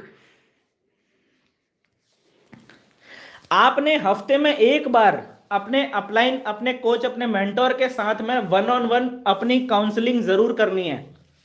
आपने पूरे हफ्ते में क्या किया इसकी आपने काउंसलिंग करनी है। अपने अपलाइन के साथ में, अपने कोच के साथ में आपने बैठना है हफ्ते में कम से कम एक बार।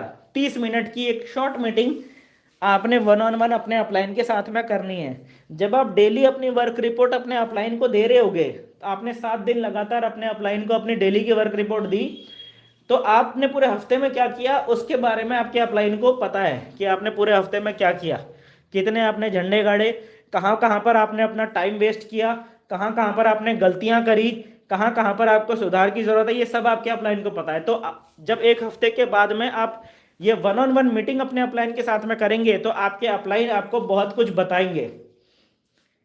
इस मीटिंग में आपको टिप्स मिलेंगी कि सर ये कर लो, ये सुधार लो, ये ठीक कर लो, ये आपके वर्किंग में ये कमी है इसको ठीक कर लो, सर ये काम आप बहुत बढ़िया कर रहे हो, इस तरीके इसको इसी तरीके से कंटिन्यू करते रहो। आपके प्लस और माइनस सारी चीजें उसके अंदर आपका अपलाइन आपको बताएगा। और उसके बाद आपने क्या करना है, यहां पर आ जाता है पॉइंट नंबर 3। पॉइंट नंबर 3 आ जाता है लर्निंग के गोल के अंदर। क्या आता है? Training of weak points 30 minutes per day. आपको जो भी आपका वीक पॉइंट बताया गया कि सर आपको प्लान प्रेजेंटेशन आप अच्छे से नहीं कर पा रहे, तो आपको बता दिया कि भैया सर आपका वीक पॉइंट है प्लान प्रेजेंटेशन, तो आपने उसकी डेली प्रैक्टिस करनी है। डेली आधा घंटा 1 घंटा आपने डेली निकालना है उस चीज की प्रैक्टिस के लिए, जो भी आपका वीक पॉइंट है। अगर कॉलिंग आपका वीक पॉइंट है तो आपने आधा घंटा सिर्फ नंबर्स डायल करने के लिए निकालना है। आधा 1 घंटा आपने सिर्फ रैंडम नंबर्स डायल करने हैं, और रैंडम नंबर्स डायल करके आपने कम्युनिकेशन पे काम करना है। अपने आप को आपने बिल्कुल ऐसा बना लेना है, बिल्कुल बेशरम बना लेना है, जिसके अंदर से झिझक, जिसके अंदर से डर खत्म हो गया हो, ऐसा इंसान आपने अपने आप को बना लेना है। डेली इस चीज की प्रैक्टिस करनी है। This is part of process. ये सब प्रोसेस है। जब तक आप प्रोसेस नहीं निकालेंगे तब तक आपको रिजल्ट नहीं मिलेगा। यानी कि जब तक आप प्रोसेस ओरिएंटेड गोल्स को अच्छे से पूरा नहीं करेंगे तब तक आप रिजल्ट ओरिएंटेड गोल्स को हासिल नहीं कर पाएंगे। ठीक है। इसके बाद अगला पॉइंट आता है book reading. Daily 30 minute book reading करना बहुत ज़्यादा अत्यंत आवश्यक है। ठीक है, ये बहुत बहुत ज़्यादा आवश्यक है, बहुत ज़्यादा आवश्यक है। ये 30 मिनट डेली बुक पढ़ना बहुत ज़रूरी है। ऐसा मैं क्यों बोल रहा हूँ कि ये 30 मिनट डेली बुक पढ़ना ज़रूरी है? ऐसा मैं क्यों बोल रहा हूँ? ऐसा मैं इसलिए बोल रहा हूँ सर, क्योंकि दुनिया में जो सबसे अमीर 100 लोग हैं ना, दुनिया के जो टॉप 100 सबसे अमीर लोग हैं, वो अलग अलग बिजनेस फील्ड से हैं। उन सबका बिजनेस फील्ड अलग अलग है। वो सब लोग अलग अलग इंडस्ट्री से बिलोंग करते हैं। वो सब लोग अलग अलग कंट्री से बिलोंग करते हैं। वो सब लोग अलग अलग भाषा से बिलोंग करते हैं, अलग अलग रिलीजन से बिलोंग करते हैं। उनके अंदर कई सारी असमानताएं हैं। जो दुनिया के टॉप 100 रिचेस्ट पीपल है ना, उनके अंदर बहुत सारी असमानताएं हैं, लेकिन उन सब के अंदर में एक समानता है सर। एक कॉमन समानता है जो दुनिया के टॉप 100 रिचेस्ट पीपल्स के अंदर में है, और वो क्या है? वो सब के सब लोग बुक रीडिंग करते हैं। इतनी इंपॉर्टेंट है ये हैबिट बुक रीडिंग की। अब ईमानदारी से अपने मन में सोचो कि क्या ये हैबिट हमारे अंदर है क्या? सोचो ईमानदारी से। होनी चाहिए ना? होनी चाहिए कि नहीं होनी चाहिए? जो जो सबसे मोस्ट कॉमन फैक्टर है दुनिया के 100 सबसे अमीर लोगों के बीच में, क्या वो फैक्टर हमारे अंदर नहीं होना चाहिए?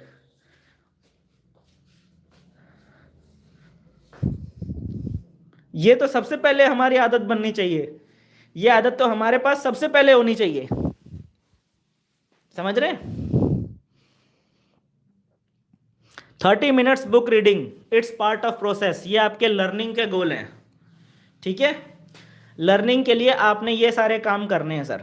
बस इतना ही करना है। इतना आप करेंगे, आपकी लर्निंग में कहीं कोई दिक्कत नहीं आएगी। आपकी लर्निंग एकदम बढ़िया तरीके से होती रहेगी। आप लगातार इम्प्रूव होते रहेंगे, आपकी स्किल्स इम्प्रूव होती जाएंगी, और सब कुछ बढ़िया होता चला जाएगा। अगर आप ये 4 काम कर रहे हैं तो ये चारों काम अगर आप ईमानदारी से करेंगे ना, तो आप अपने सारे गोल्स को अचीव कर पाएंगे। और अगर ये चारों काम करने में आपने इनमें से कहीं पर भी गड़बड़ करी, तो आपने रिजल्ट ओरिएंटेड गोल चाहे जितने भी सारे बनाए हों, कुछ नहीं होना है, वो खाली कॉपी में लिखे रह जाएंगे। ठीक है। इसके बाद है इम्प्लीमेंटेशन के गोल्स। लर्निंग सिर्फ लर्निंग ही नहीं करनी है, जो आपने लर्न किया है उसे मार्केट में आपने इम्प्लीमेंट भी करना है। इम्प्लीमेंट, तो इम्प्लीमेंटेशन के गोल्स आ जाते हैं इसके अंदर में। सबसे पहला है, आपने हर रोज अपनी लिस्ट में 5 नए नाम ऐड करने हैं। जैसा कि मैंने अभी कुछ दिनों पहले एक MLM का सत्संग में भी बताया था। एक सर ने बोला था कि सर मेरी तो लिस्ट खत्म हो गई, क्या करूं? तो हम सीधा सा तरीका जो बताते हैं वो ये है कि सर आप दिन भर में जितने भी लोगों से मिलते हैं ना, सुबह से शाम तक आप जितने भी लोगों से मिले, भले ही 5 सेकंड के लिए आपकी किसी व्यक्ति से मुलाकात हुई हो, आप शाम को उस व्यक्ति का नाम अपने लिस्ट में जरूर, अपने रजिस्टर में जरूर लिखिए। चाहे आपके पास उसका नंबर है या नहीं है, चाहे आपको पता हो पहले से कि भैया ये आदमी से मेरी दोबारा कभी मुलाकात होनी नहीं है, क्योंकि ये तो कहीं और जा रहा था, मुझे ऐसे ही टकरा गया था। आपको पता है कि ये आदमी से मुझे दोबारा कभी इससे मेरी मुलाकात होने वाली नहीं है, लेकिन फिर भी एक आदत बनाओ आप लोग अपनी कि दिन भर में आप जितने भी लोगों से मिलते हो, चाहे आपने 5 सेकंड के लिए किसी से मुलाकात करी, चाहे आपसे राह चलते किसी आदमी ने कोई पता पूछ लिया कि भैया ये कहाँ रहता है, आप उस व्यक्ति का भी जिक्र अपनी रजिस्टर में डेली शाम को करो कि एक व्यक्ति टकराया था मुझे ऐसा ऐसा। भले ही आपको उसका नाम भी ना पता हो, फिर भी उसका जिक्र करो शाम को। ये आदत अपनी बनाइए। आप सुबह से शाम तक जितने भी लोगों से मिले, चाहे वो लेडीज हो, जेंट्स हो, चाहे वो बच्चा हो, सबका नाम शाम को आप रजिस्टर में एंट्री करो। मैं आपको गारंटी देता हूं कि आपकी लिस्ट कभी खत्म नहीं होगी। ऐसे बहुत सारे लोग होते हैं जिनसे हम मिले तो होते हैं, लेकिन हम भूल जाते हैं। अगर आपने ये एक आदत पकड़ ली ना कि आप दिन भर में जिससे भी मिल रहे हो सुबह से लेकर शाम तक, सुबह सुबह मैं उठा था तो मुझे सुबह सुबह कौन टकराया था, फिर उसके बाद कौन टकराया था, फिर वो परचून की दुकान में जब मैं खड़ा था, जब मैं सामान ले रहा था तो बगल में एक व्यक्ति खड़ा था, उससे भी मेरी जरा 1 मिनट बात हुई थी। फिर मैं बैंक में गया था तो वहां पर भी एक व्यक्ति ने जो है एक व्यक्ति था जिसने मुझसे पेन मांगा था क्योंकि उसके पास पेन नहीं था। ये सारे लोगों को रिकॉल करो शाम को और सबकी एंट्री अपने एक रजिस्टर में करो। लिस्ट बुक नहीं बनानी, अलग से बनानी है, लेकिन ये सारे लोगों के लिए आपने लिस्ट बुक नहीं बनानी, इनके लिए आपने एक अलग से रजिस्टर बनाना है। और डेली आप जितने भी लोगों से मिले हो सुबह से लेकर शाम तक, उन सब की एंट्री इस बुक में करो। आपकी लिस्ट कभी खत्म नहीं होगी सर, गारंटी दे रहा हूं कि आपकी लिस्ट कभी भी खत्म नहीं होगी। Add 5 new names in your list. आपकी लिस्ट में 5 नए नाम आपने अपनी लिस्ट में डेली जरूर आपने शामिल करने हैं। उसके बाद दूसरा जो काम आपने करना है, आपने अपनी वर्किंग स्पीड को फिक्स करना जरूरी है। ये बहुत इंपॉर्टेंट पॉइंट है। कई लोगों को हमने देखा है कि उनको नहीं पता कि मैं किस स्पीड से भाग रहा हूं। उनकी स्पीड कभी ज़्यादा हो जाती है, कभी कम हो जाती है। और ऐसे लोगों के साथ में प्रॉब्लम यह है कि वो ना तो खुद किसी पैटर्न पे चल रहे होते हैं और ना ही वो पैटर्न किसी और को बता सकते हैं। क्योंकि अगर आपके पास ही कोई पैटर्न नहीं होगा तो आपकी टीम में डुप्लीकेट क्या होगा, आप समझिए इस चीज़ को। बेसिक चीज़ें हैं। जब आपके पास खुद के पास कोई पैटर्न नहीं होगा तो आप अपनी टीम में डुप्लीकेट क्या करोगे? कुछ भी नहीं। समझ रहे हैं ना? ये बहुत इंपॉर्टेंट बात है। तो आपका जो वर्किंग पैटर्न है, वो आपकी जो वर्किंग की स्पीड है, वो आपने फिक्स करना जरूरी है। अब कैसे करेंगे वर्किंग स्पीड को फिक्स? कैसे करेंगे? आपको डिसाइड करना होगा कि आप डेली कितने लोगों को प्लान दिखाओगे। आपको आज से डिसाइड करना पड़ेगा कि मैं डेली 2 लोगों को प्लान दिखाऊंगा, या मैं डेली 4 लोगों को प्लान दिखाऊंगा, या मैं डेली 6 लोगों को प्लान दिखाऊंगा। आप अपनी क्षमता जानते हैं, आपकी क्षमता को आप बहुत अच्छे से जानते हैं। अपने ऊपर बहुत ज़्यादा स्ट्रेस भी नहीं डालना है, ऐसा भी नहीं करना है, अपने लिए कुछ ऐसा टारगेट भी नहीं लिख लेना है कि जिसको आप खुद ही पूरा ना कर पाएं, ऐसा भी नहीं लिखना है आपने। लेकिन अपनी वर्किंग स्पीड फिक्स करनी है। अगर आपने अपनी वर्किंग स्पीड फिक्स कर ली कि भैया मैं डेली 2 लोगों को प्लान दिखाऊंगा, तो आपने डेली 2 लोगों को प्लान दिखाना जरूरी है। तभी आप कैलकुलेट कर सकते हैं कि कितने दिन में आप सक्सेस होंगे। डेली की अपनी वर्किंग स्पीड को, यानी कि डेली आप कितने नए लोगों को प्लान दिखाने वाले हो, ये आपको फिक्स करना पड़ेगा। अगर आपको अपने जीवन में जो भी टारगेट्स आपने लिखे हैं, बाइक हो, कार हो, फ्लैट हो, या कैमरा हो, या लैपटॉप हो, या विदेश यात्रा हो, कुछ भी, अगर आपको वो चीज़ें चाहिए तो आपको अपनी स्पीड फिक्स करनी पड़ेगी। आप फिर कोई बहाना नहीं बना सकते कि सर आज प्लान प्रेजेंटेशन नहीं करी या आज कुछ नहीं किया। आपको अपनी स्पीड फिक्स करनी पड़ेगी। डेली मैं कितने प्लान दिखाऊंगा। मैं यहाँ पर फॉलोअप की बात नहीं कर रहा, मैं यहाँ पर क्लोजिंग की बात नहीं कर रहा, मैं यहाँ पर इनविटेशन की बात नहीं कर रहा, मैं सिर्फ प्लान प्रेजेंटेशन की बात कर रहा हूँ। तो मैं डेली कितने लोगों को प्लान दिखाऊंगा, ये आपको अपनी स्पीड फिक्स करनी पड़ेगी। अगर आपको आगे बढ़ना है, अगर आपको सक्सेस होना है, अगर आपको अपने सपने पूरे करने हैं तो अपनी स्पीड आपको फिक्स करनी पड़ेगी। इसके बाद अगला पॉइंट आता है कि first follow up within 24 hour and at least 3 follow ups within first week. ये आपका अगला गोल होना चाहिए। होना क्या चाहिए, ये जरूरी है अगला गोल, कि जिस भी व्यक्ति को आपने प्लान दिखा दिया, आपका गोल होना चाहिए कि पहला फॉलोअप इसका 24 घंटे के अंदर कर देना है, और प्लान दिखाने के 1 हफ्ते के अंदर अंदर इसके कम से कम 3 फॉलोअप इस व्यक्ति के हो जाने चाहिए। ये आपका गोल होना चाहिए। आपको इस स्पीड से काम करने की जरूरत है, इतनी शिद्दत से काम करने की जरूरत है। ये फॉलोअप आपका मिस नहीं होना चाहिए।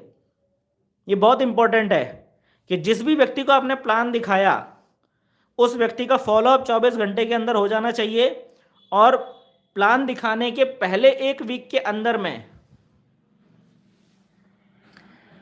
आपका जो है कम से कम 3 फॉलोअप हो जाने चाहिए। अगर आपको दिखाई नहीं दे रहा है तो मैं इसको थोड़ा सा जूम कर देता हूं, ये देख लो, ये मैंने जूम कर दिया है। किसी को नोट डाउन करना हो आप लोग नोट कर सकते हैं, ठीक है। Add 5 new names in your list.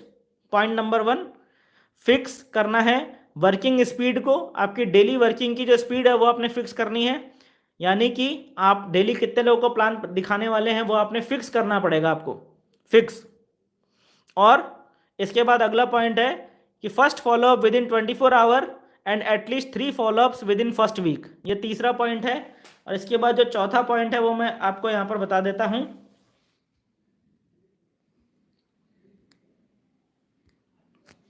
बस इतना ही है। चौथा पॉइंट नहीं है, ठीक है। तो ये आपके इंप्लीमेंटेशन के गोल्स हैं। जूम कर देता हूं, आप लोग नोट कर लीजिए, ये है, ठीक है। अगर आपने ये काम कर लिए तो आपने जितने भी रिजल्ट ओरिएंटेड गोल्स बनाए थे वो सबके सब आपके अचीव होंगे।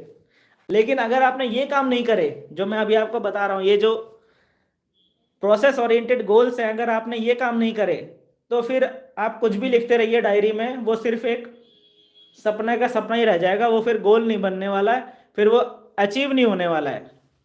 कम से कम डायरेक्ट सेलिंग बिजनेस करके तो अचीव नहीं होगा फिर वो। हाँ, कुछ और करके आप अचीव कर सकते हैं, लेकिन डायरेक्ट सेलिंग बिजनेस से अचीव नहीं होगा अगर आप ये काम नहीं करेंगे तो। और अगर आप ये काम करेंगे तो आपको कुछ और करना नहीं पड़ेगा, इस बात की भी गारंटी है। और ये काम कुछ भी टफ नहीं है, सब बहुत आसान, बहुत इजी काम है, ठीक है। चलिए आगे चलते हैं। इसके अंदर में ये हो गई गोल्स पे हमने बात कर ली। अब है लिस्ट। लिस्ट बनाना जरूरी है। देखो, लिस्ट बनाने के बारे में अभी मैंने आपको बताया कि डेली 5 न्यू नेम्स आपने अपनी लिस्ट में ऐड करने हैं। लिस्ट को थोड़ा सा और मैं यहाँ पर इलेबोरेट कर लेता हूँ थोड़ा सा। ये है, इसको थोड़ा सा ध्यान से देखिएगा आप लोग।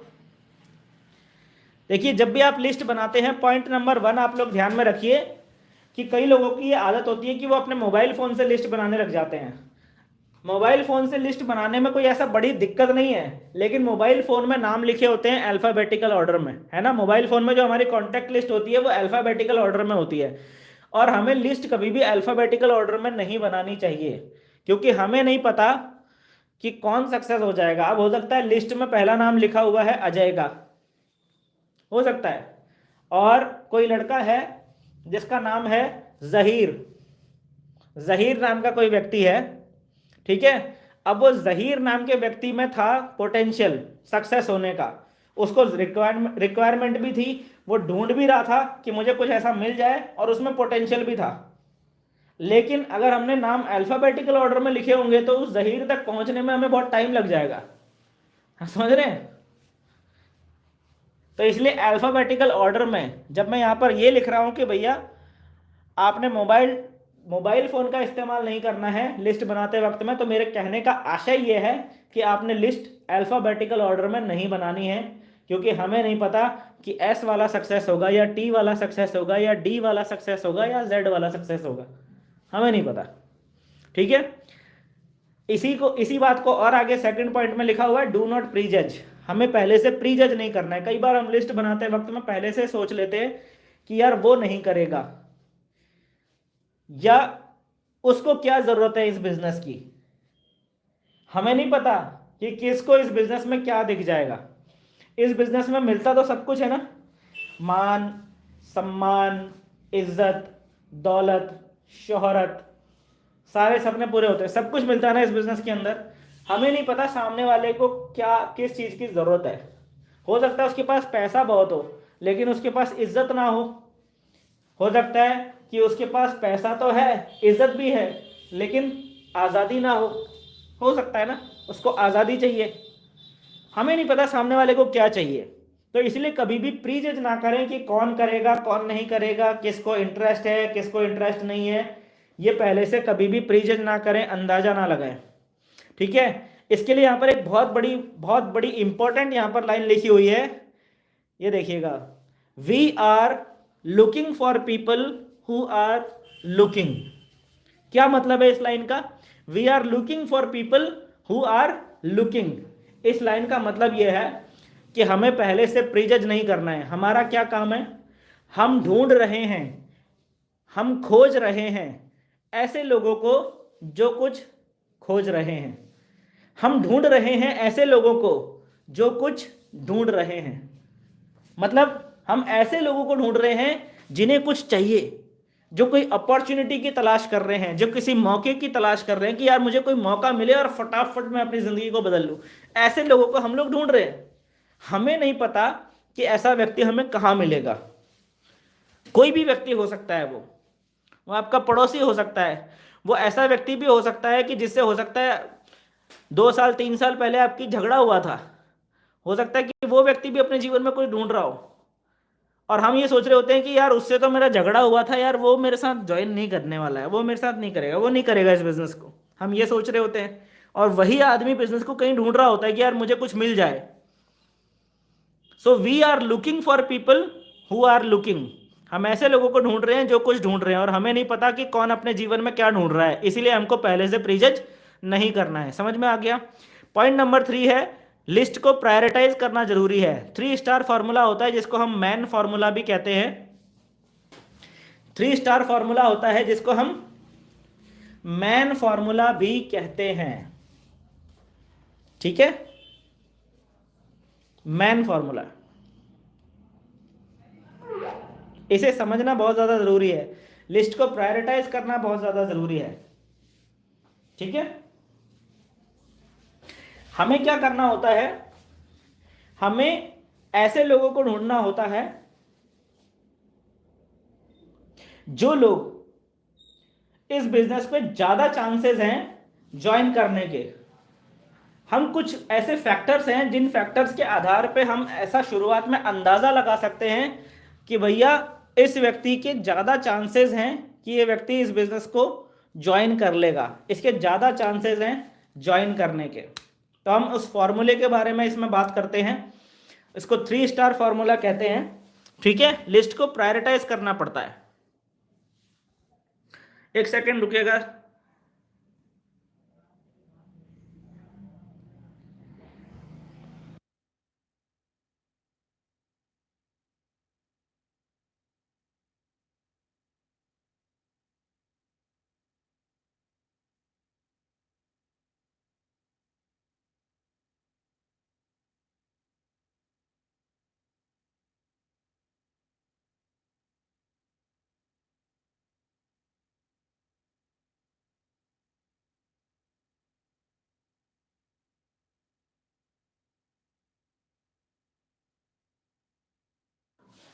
ओके, तो हम यहां पर क्या है, लिस्ट को प्रायोरिटाइज करते हैं। 3 स्टार फॉर्मूले का इस्तेमाल करके हम लिस्ट को प्रायोरिटाइज करते हैं।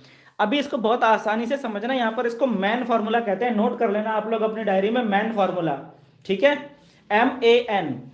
हम इसके आधार पे चेक करते हैं। मान लीजिए आपने सबसे पहले 250 लोगों की लिस्ट बनाई, सपोज दैट आपने 250 लोगों की लिस्ट बनाई, तो 250 लोगों की लिस्ट पर आपने इस फॉर्मूले को इंप्लीमेंट करना है ताकि आपको ये पता चल सके कि सबसे पहले किसको प्लान दिखाना है, ठीक है।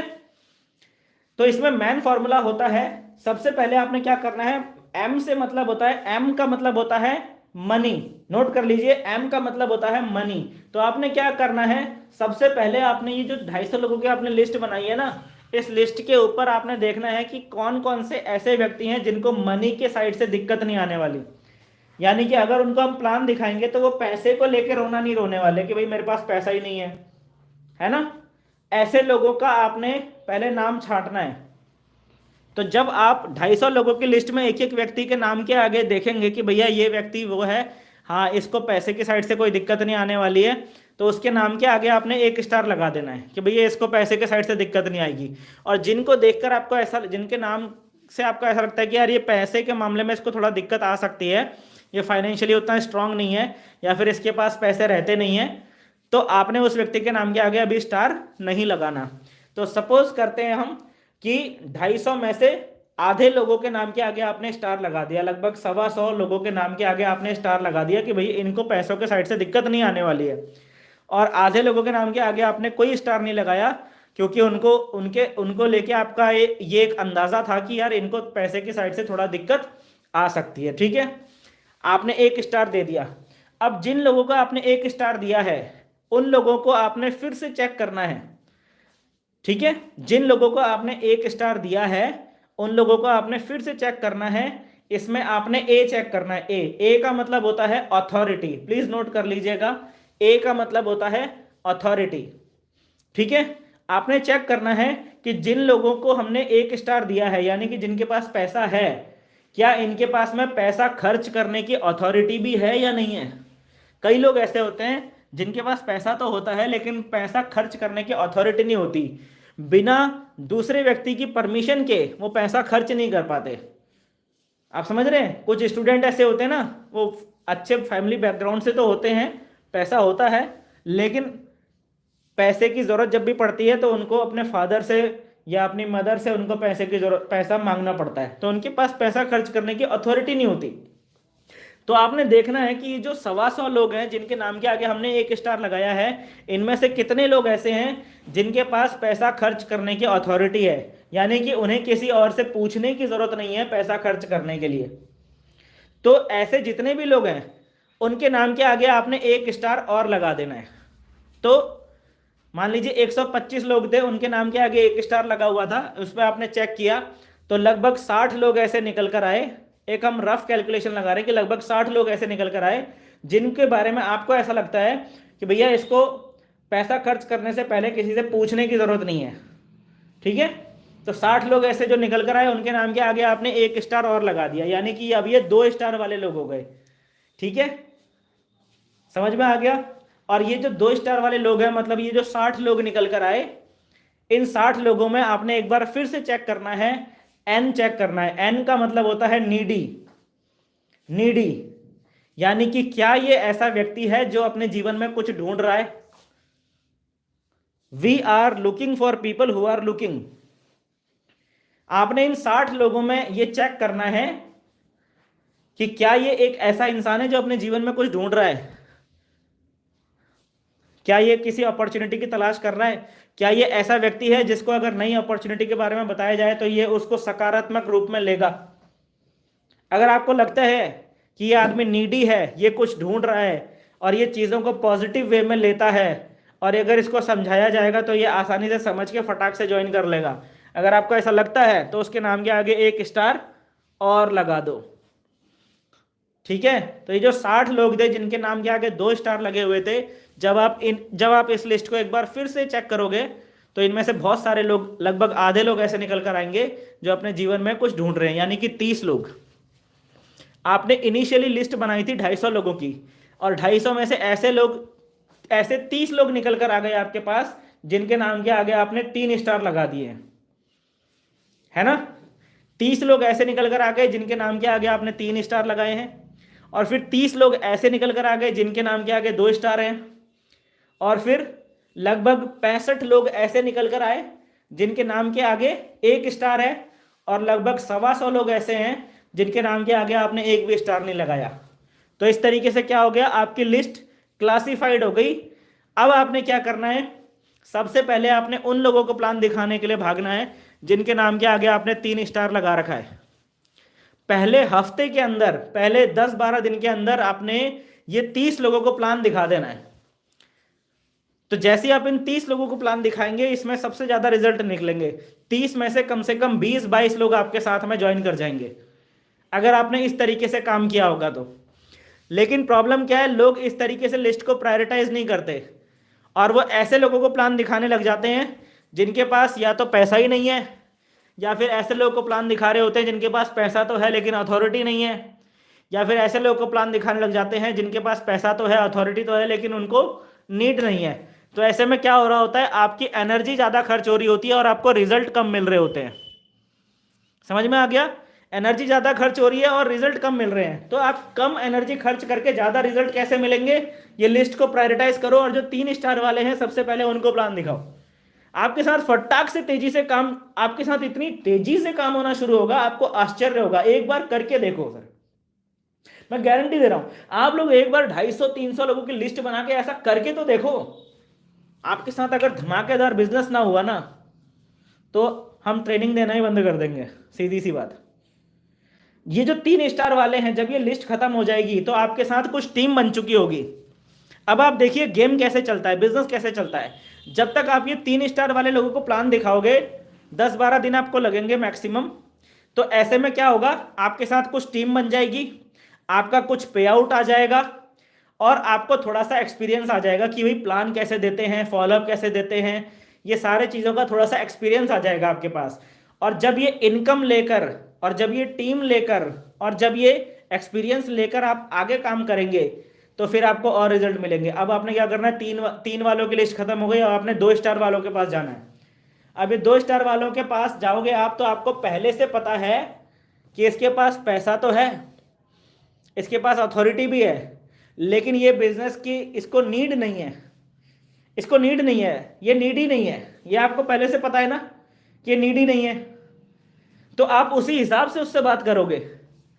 और जब आप उसको अपना चेक दिखाओगे, अपनी 10-12 दिन में जो आपने वर्किंग करी है उसके साथ, उससे आपके साथ जो टीम आई है आपके पास, उस टीम दिखाओगे, आप अभी तक का अपना वर्क दिखाओगे, तो ये आदमी आपका काम देखकर, आपका एक्साइटमेंट देखकर, आपकी जो है, जो आपकी अभी आपने ग्रोथ ली है छोटी सी, उस ग्रोथ को देखकर ये व्यक्ति आपके साथ ज्वाइन कर जाएंगे। आप समझ रहे हैं? ऐसे आते हैं लोग।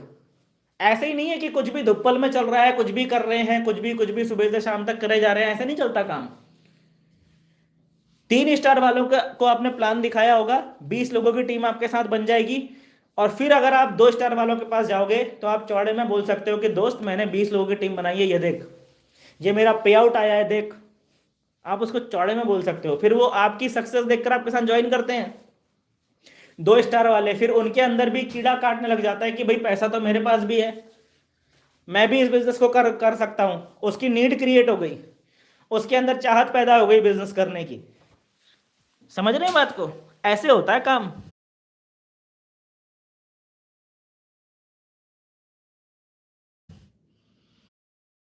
गुरुजी बिल्कुल सर, बिल्कुल ठीक है। अभी ट्रेनिंग पे आते हैं। 2 स्टार वालों को आपने प्लान दिखा लिया, उसके बाद नंबर आएगा 1 स्टार वालों। ये उनसे मिलके आप बात करिए, उनसे आप उनको बोलिए कि एक ऐसी अपॉर्चुनिटी है जिसका हम बेनिफिट आपके बच्चे को करवाना चाहते हैं, और इसका बेनिफिट आपके बच्चे को ये मिलेगा कि उसकी पर्सनैलिटी बढ़ जाएगी, उसको जो है समाज की नॉलेज हो जाएगी, समाज में किस तरीके से स्ट्रगल होता है, किस तरीके से आगे सक्सेस हुआ जाता है, इसका उसको व्यावहारिक ज्ञान उसके पास आ जाएगा। आगे चल के वो अपनी लाइफ में काफ़ी ज़्यादा ग्रोथ कर पाएगा हमारी इस अपॉर्चुनिटी का बेनिफिट लेकर, जिसके बारे में मैं आपसे डिस्कस करना चाहता हूं। तो किसी भी बच्चे के बेनिफिट के बारे में अगर आप किसी फादर से बात करना चाहेंगे, तो कोई भी फादर आपको मना नहीं करने वाला है। कोई भी फादर ऐसा नहीं होगा जो आपकी बात सुनेगा नहीं। समझ में आया? तो इस तरीके से आपने जो है, जो 1 स्टार वाले लोग हैं जिनको फाइनेंशियली प्रॉब्लम नहीं है लेकिन उनके पास पैसा खर्च करने की अथॉरिटी नहीं है, उस केस को आपने ऐसे हैंडल करना है। उसके बाद आ जाते हैं वो 125 लोग जिनको लेके आप भी डाउट में हो कि यार इसके पास तो पैसा ही नहीं है, पता नहीं है ज्वाइन करेगा नहीं करेगा। लेकिन इस 125 में भी ऐसे बहुत सारे लोग होते हैं जिनके पास पैसा तो नहीं है लेकिन उनके अंदर कुछ कर गुजरने की इच्छा है, उनके अंदर कुछ कर गुजरने की बहुत उनके अंदर में लालसा है, वो मौका ढूंढ रहे हैं, ऐसे लोग मिल जाते हैं इन 125 में भी। तो इन 125 को आपने तब प्लान दिखाना है, इस तरीके से आपने लिस्ट पे काम करना है। लिस्ट बनाने के लिए यहाँ पर आता है चौथा पॉइंट, इन्वॉल्व योर फैमिली। अपनी फैमिली को आप लोग इन्वॉल्व करें, ठीक है, अपनी फैमिली को इन्वॉल्व करना ज़रूरी है। ज़रूरी ये मतलब ये है कि हो सकता है कि 250 लोगों की लिस्ट बनाने में आप अकेले अगर बैठे हैं लिस्ट बनाने के लिए, तो हो सकता है कि आपसे 250 लोगों की लिस्ट ना बने। तो इसमें क्या करना है, आपने अपने भाई की मदद लेनी है, जो भाई का सर्किल है, भाई के साथ बैठना है और भाई से आपने 20 25 30 नाम अपने भाई से लिखवा लो। और अगर जो है आपकी सिस्टर है तो सिस्टर का भी एक सर्किल होगा, 20 25 नाम अपनी सिस्टर के सर्किल से ले लो। मम्मी है आपकी, मम्मी का भी एक सर्किल होगा, उनसे आप नाम ले लो। आपकी फैमिली में जितने भी लोग हैं उनका एक अपना सर्कल होता है, ठीक है। उस सर्किल का आपने जो है बेनिफिट लेना है, इसलिए इन्वॉल्व योर फैमिली। जब भी आप लिस्ट बनाते हो तो अपनी फैमिली को इन्वॉल्व करो। अगर आप अपनी फैमिली को इन्वॉल्व करेंगे तो आपको लिस्ट बनाना बहुत आसान हो जाएगा, ठीक है। तो ये है लिस्ट, इसका आप ख्याल रखें, लिस्ट बनाएं, लिस्ट बनाना बहुत ज़रूरी है। इसके बाद आ जाता है इनविटेशन।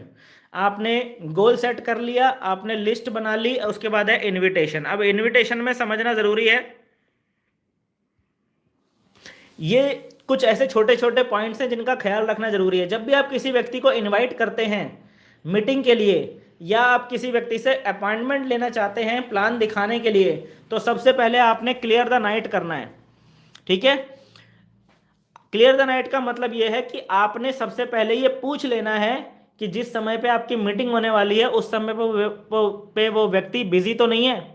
जैसे सपोज दैट आपकी मीटिंग होने वाली है कल शाम 8 बजे, कल शाम 8 बजे आपकी मीटिंग होने वाली है, तो आप जब भी किसी व्यक्ति को इनवाइट करेंगे तो सबसे पहला सवाल आपका ये होना चाहिए कि आप कल शाम को 8 बजे क्या कर रहे हो।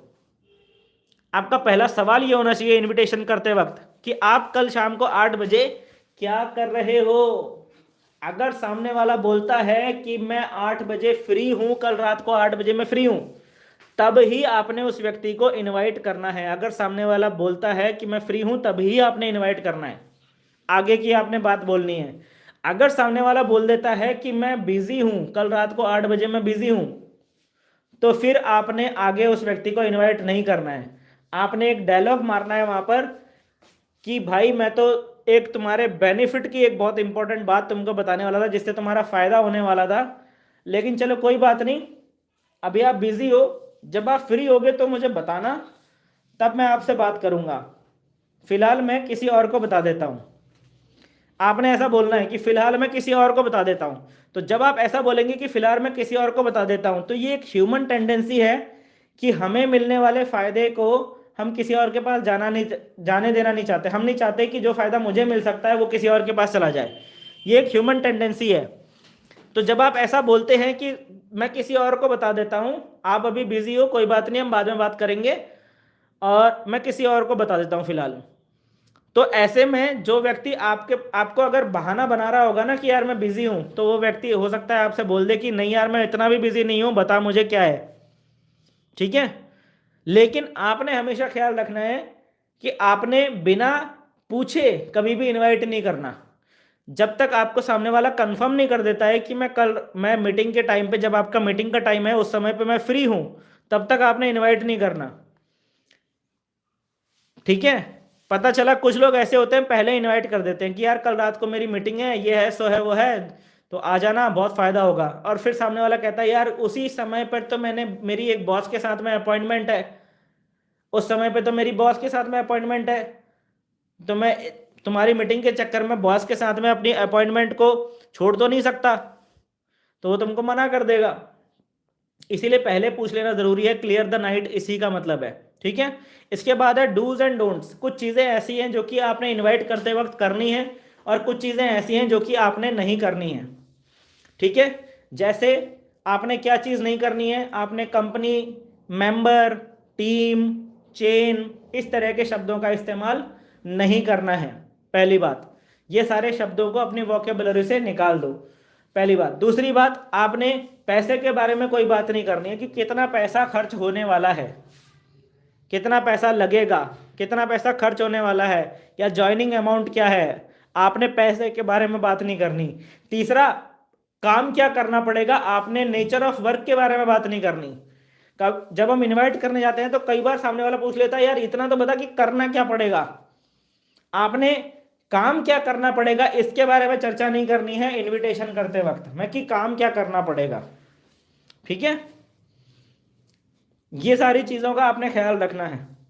ठीक है, और जैसा कि मैंने अभी पॉइंट नंबर 1 बताया, क्लियर द नाइट। आपने बिना क्लियर द नाइट करे हुए, आपने जब तक सामने वाले ने कंफर्म नहीं कर दिया कि मैं फ्री हूं, तब तक आपने इनवाइट नहीं करना है। ये बहुत महत्वपूर्ण पॉइंट है ये सारे के सारे। अब करना है तो क्या करना है, करना है आपने हरी अप।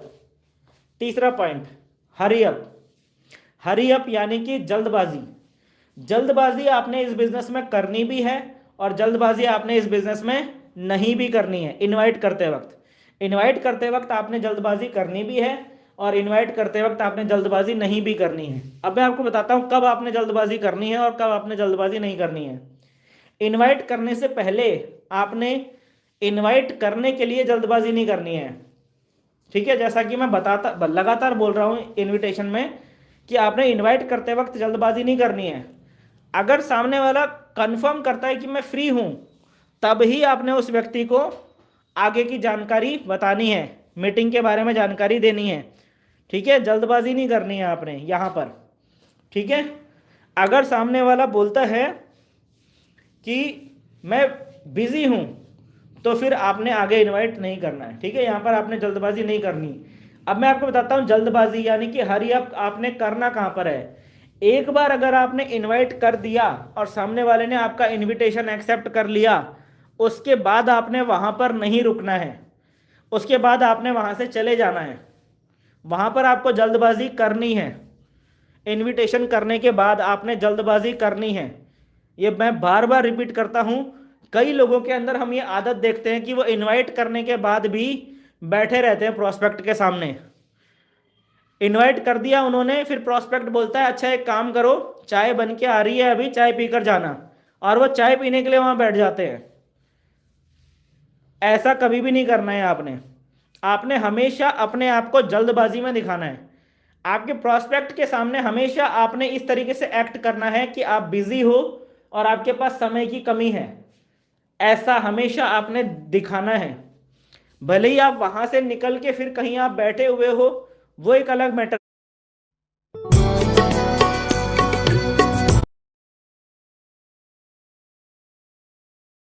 है, लेकिन वहां पर आपने बैठना नहीं है। इनवाइट करने के बाद में हमेशा इस चीज का ख्याल रखना। ये बहुत छोटी छोटी बातें हैं, लेकिन ये आपके बिजनेस में बहुत बड़ा असर डालती है। ठीक है, इनविटेशन करते वक्त ये सारी बातों का आप लोगों ने ख्याल में रखना है हमेशा। आगे चलते हैं इसके अंदर में। इनविटेशन के बाद आता है show the plan, plan presentation. Show the plan करते वक्त भी कुछ चीजें हैं जो कि आपको हमेशा ध्यान रखनी चाहिए। सबसे पहले है ड्रेस कोड। जब भी आप ड्रेस कोड में हो तभी आपने प्लान दिखाना है। अगर कभी आपके लाइफ में आपके कभी ऐसी अगर सिचुएशन आती है कि आप ड्रेस कोड में नहीं हो, तो आपने प्लान दिखाने से बचना है। क्योंकि अगर आप खुद अपने बिजनेस की इज्जत नहीं करोगे तो सामने वाला भी आपके बिजनेस की इज्जत नहीं करने वाला है। अगर आप अपनी कंपनी की इज्जत नहीं करोगे तो सामने वाला भी आपकी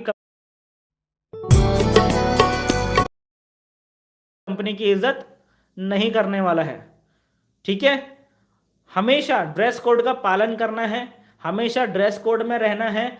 आपकी कंपनी अगर आपको कोई ड्रेस कोड दे रही है, जैसे अगर कंपनी की तरफ से कोई टी शर्ट्स आ रही हैं, है ना, कोई टाई आ रही है कंपनी की तरफ से, तो आपने उसका इस्तेमाल करना है। हमेशा ड्रेस कोड का इस्तेमाल करना है आपने, खास करके प्लान प्रेजेंटेशन करते वक्त में।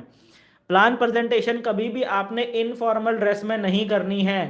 जीन्स पैंट पहन के चले गए और ऐसे ही मतलब आड़े टेढ़े बाल बना के चले गए, टी शर्ट पहनकर चले गए और प्लान दिखा रहे हैं, ऐसा कभी नहीं करना है आपने। इससे आप अपनी इमेज भी खराब कर रहे हैं और उससे भी बड़ी बात, आप अपनी कंपनी की इमेज खराब कर रहे हैं, आप अपने जिस ब्रांड को आप रिप्रेजेंट कर रहे हैं उस ब्रांड की इमेज आप खराब कर रहे हैं। तो शो द प्लान आपने हमेशा ड्रेस कोड में करना है। ड्रेस कोड बहुत ज़्यादा इंपॉर्टेंट है, ड्रेस कोड का बहुत बड़ा रोल है, ठीक है। इसके बाद आता है टेस्टिमनी। प्लान प्रेजेंटेशन में टेस्टिमनी का बहुत बड़ा रोल है। टेस्टिमनी दो तरह की होती है, मैं थोड़ा सा इसको जूम करता हूँ। देखिए दोस्तों, टेस्टिमनी दो तरह की होती है, एक होती है प्रोडक्ट टेस्टिमनी, दूसरी होती है बिजनेस टेस्टिमनी। प्रोडक्ट टेस्टिमनी का मतलब आपकी कंपनी के जो प्रोडक्ट्स हैं, आपकी कंपनी के प्रोडक्ट से आपको और या फिर दूसरे लोगों को क्या क्या फ़ायदे हुए हैं इसके बारे में आपने डिस्कस करना है, ठीक है। प्रोडक्ट टेस्टिमनी कि लोगों की ज़िंदगी में किस तरीके से बेनिफिट्स हो रहे हैं आपकी कंपनी के प्रोडक्ट से, ये आ गया प्रोडक्ट टेस्टिमनी। और बिजनेस टेस्टिमनी में ये आता है कि इस बिजनेस को करते हुए आपने अभी तक क्या क्या अचीव किया है, वो आता है बिजनेस टेस्टिमनी के अंदर में। तो कई बार क्या होता है, कुछ नेटवर्कर्स ऐसे होते हैं जो कि बिजनेस टेस्टिमनी में गड़बड़ करते हैं। कुछ लोग ऐसे होते हैं जो अपनी बिजनेस टेस्टिमनी देते ही नहीं, क्योंकि उनको ऐसा लगता है कि यार अभी तो मैंने सिर्फ 2,000 रुपये ही कमाए हैं, तो 2,000 रुपये भी क्या कोई बताने की चीज़ है। तो वो सोचते हैं कि यार जब मैं 20,000 कमा लूंगा तब मैं बताऊंगा कि मैंने यहाँ से 20,000 कमा लिए, अभी तो सिर्फ 2,000 कमाए हैं। तो ऐसा नहीं करना है कभी भी। आपने इस बिजनेस से अगर सिर्फ 1,000 रुपये भी कमाया, या आपने अगर इस बिजनेस से अभी तक सिर्फ आपको 500 रुपये की इनकम भी आई है, तो आपने बताना चाहिए, ठीक है। अब बताने का एक तरीका होता है, ठीक है। अगर आपको पता है कि आपकी इनकम अभी कम आई है, अभी आपको थोड़ी इनकम आई है, तो आपके शब्द क्या होंगे कि सर मैंने भी अभी कुछ टाइम पहले ये बिजनेस शुरू किया है। आपने ये नहीं बताया कि मैंने 1 महीना पहले शुरू किया है, या मैंने 2 महीना पहले शुरू किया है, या मैंने 6 महीना पहले शुरू किया है। आपने एग्जैक्ट टाइम नहीं बताया। आपने क्या बोला, आपने बोला कि सर मैंने अभी कुछ समय पहले ही ये बिजनेस शुरू किया है और इस बिजनेस को सीख रहा हूं मैं, और सीखते हुए अभी जो इनिशियल स्टेज पे मुझे शुरुआत में जो इनकम आई है वो ये मेरा 500 रुपये का चेक आया सर, ये देखो। इससे सर इतना तो कंफर्म हो जाता है कि पैसा तो ये कंपनी देती है सर। समझ में आ गया। तो इस तरीके से आपने अपनी टेस्टिमनी देनी है, चाहे आपने कुछ भी कमाया है। भाई सामने जो आपके प्रोस्पेक्ट बैठा है उसने तो अभी तक इस बिजनेस से 1 भी रुपया नहीं कमाया ना, आपने तो फिर भी 500 रुपये कमाए हैं, उसने तो 1 भी नहीं कमाया है। तो आप उससे हमेशा ग्रेटर ही हो, हमेशा इस चीज़ का ख्याल रखना। तो आपने इस बिजनेस से जो भी चीज़ें कमाई है वो आपने बतानी है, लेकिन बताने का आपका तरीका हमेशा ध्यान में रखना है। कभी भी आपको ज्वाइन करे हुए कितना टाइम हो चुका है वो आपने एग्जैक्ट कभी नहीं बताना है, कभी नहीं। ये गलत प्रैक्टिस है। और कभी नहीं इसलिए बताना है क्योंकि हो सकता है कि आपको इस बिजनेस के अंदर 6 महीना हो गया है, ठीक है, बहुत ध्यान से समझना। हो सकता है कि आपको इस बिजनेस में 6 महीना हो चुका है और 6 महीने में आपने कमाए 10,000 रुपये, ठीक है। 6 महीने में आपने 10,000 रुपये कमाए। अब अगर आपने सामने अपने प्रोस्पेक्ट को ये बोल दिया कि सर मेरे को 6 महीना इस बिजनेस में हुआ है और ये देखिए मैंने 10,000 रुपये कमाए हैं, तो सामने जो आपके प्रोस्पेक्ट बैठा है वो अपने दिमाग में ये सोच लेगा कि यार इस बिजनेस से 6 महीने में 10,000 रुपया आता है। क्या ये बात सच है? नहीं, ये बात गलत है ना। ये तो गलत सोच लिया उस व्यक्ति ने। लेकिन उसको गलत सोचने के लिए हमने प्रेरित किया, क्योंकि हमने गलत तरीके से बताया। अगर आप ऐसा बोलेंगे कि भाई 6 महीने में मैंने यहाँ से 10,000 रुपये कमाए, तो सामने वाला ये थोड़ी सोचेगा कि यार चलो इसने 6 महीने में 10,000 कमाए और मैं तो 1 महीने में कमा लूंगा। सामने वाला ऐसा नहीं सोचेगा। सामने वाला ऐसा सोचेगा कि इस बिजनेस से 6 महीने में 10,000 रुपये ही आता है, और 6 महीने में 10,000 रुपये अगर आते हैं, अगर ऐसा सोच लिया उसने इस बिजनेस के बारे में, तो क्या वो ये बिजनेस ज्वाइन करेगा? बिल्कुल नहीं करेगा। वो ये सोचेगा यार 10,000 रुपये तो मैं 1 हफ्ते में कमा लेता हूँ, 10,000 रुपये तो मैं 1 हफ्ते में कमा लेता हूँ, तो मैं ये बिजनेस क्यों ज्वाइन करूँ जहां पर 6 महीने में 10,000 रुपया आ रहा है। इसीलिए आपने कभी भी एग्जैक्ट टाइम नहीं बताना है। आपने जो भी पैसा कमाया आपने बोलना है कि सर कुछ समय पहले मैंने भी ये बिजनेस ज्वाइन किया था और सीखते हुए मैं इस बिजनेस को कर रहा हूँ या कर रही हूँ, और अभी कुछ टाइम से इस बिजनेस को करते हुए अभी मुझे इनिशियल स्टेज पर, शुरुआती स्टेज पर ये एक थोड़ी सी इनकम आई है। ये देखिए सर 10,000 रुपया मेरे पास आया है एज अ इनकम, तो ये मेरा इनकम प्रूफ है कि सर यहाँ से पैसा तो आता ही है। तो इस तरीके से आपने अपना इनकम के बारे में अपनी बताना है, चाहे आपने कितना भी पैसा इस बिजनेस से कमाया है आपने बताना चाहिए, ठीक है। तो ये हो गया टेस्टिमनी। और इसके बाद है टाइम बाउंड। देखो जब भी आप प्लान प्रेजेंटेशन कर रहे हो 1-to-1, अगर आप प्लान प्रेजेंटेशन कर रहे हो तो आपने 20 मिनट में अपना 1-to-1 प्लान प्रेजेंटेशन खत्म कर देना है। हमेशा इस बात को ध्यान में रखिए, 20 मिनट के अंदर, 20 मिनट से ज़्यादा आपको नहीं लगना चाहिए 1-to-1 में प्लान प्रेजेंटेशन करने में। और अगर कोई मीटिंग हो रही है, सेमिनार हो रहा है, तो मीटिंग और सेमिनार में मैक्सिमम 1 से 1.5 घंटा, 1.5 घंटा भी मैंने ज़्यादा बोल दिया, 1 घंटा, मैक्सिमम 1 घंटे में प्लान प्रेजेंटेशन खत्म हो जानी चाहिए, प्लान वाली जो मीटिंग है। कई जगह पर मैं देखता हूँ 3-3 घंटे तक प्रोग्राम चलता रहता है, उस 3 घंटे में सिर्फ 15 मिनट ही बिजनेस प्लान पे बात करी गई और बाकी 2 घंटा 45 मिनट सिर्फ मोटिवेशन, रिकॉग्निशन और जय माता दी, पता नहीं क्या क्या चल रहा है। प्लान मीटिंग हमेशा शॉर्ट और क्रिस्प होनी चाहिए, और जब प्लान मीटिंग अगर वेन्यू में हो रही है तो मैक्सिमम 1 घंटा, इससे ज़्यादा समय नहीं लगना चाहिए आपकी कंपनी का प्लान डिस्कस करने में। ये चीज़ें हैं। टाइम बाउंड, शोधा प्लान में ये चीज़ें बहुत महत्वपूर्ण है। आपका ड्रेस कोड, टेस्टिमनी और टाइम बाउंड होके प्लान प्रेजेंटेशन दिखाना, ठीक है। चलिए आगे चलते हैं इसके अंदर में। अब आ जाता है फॉलो अप एंड क्लोजिंग।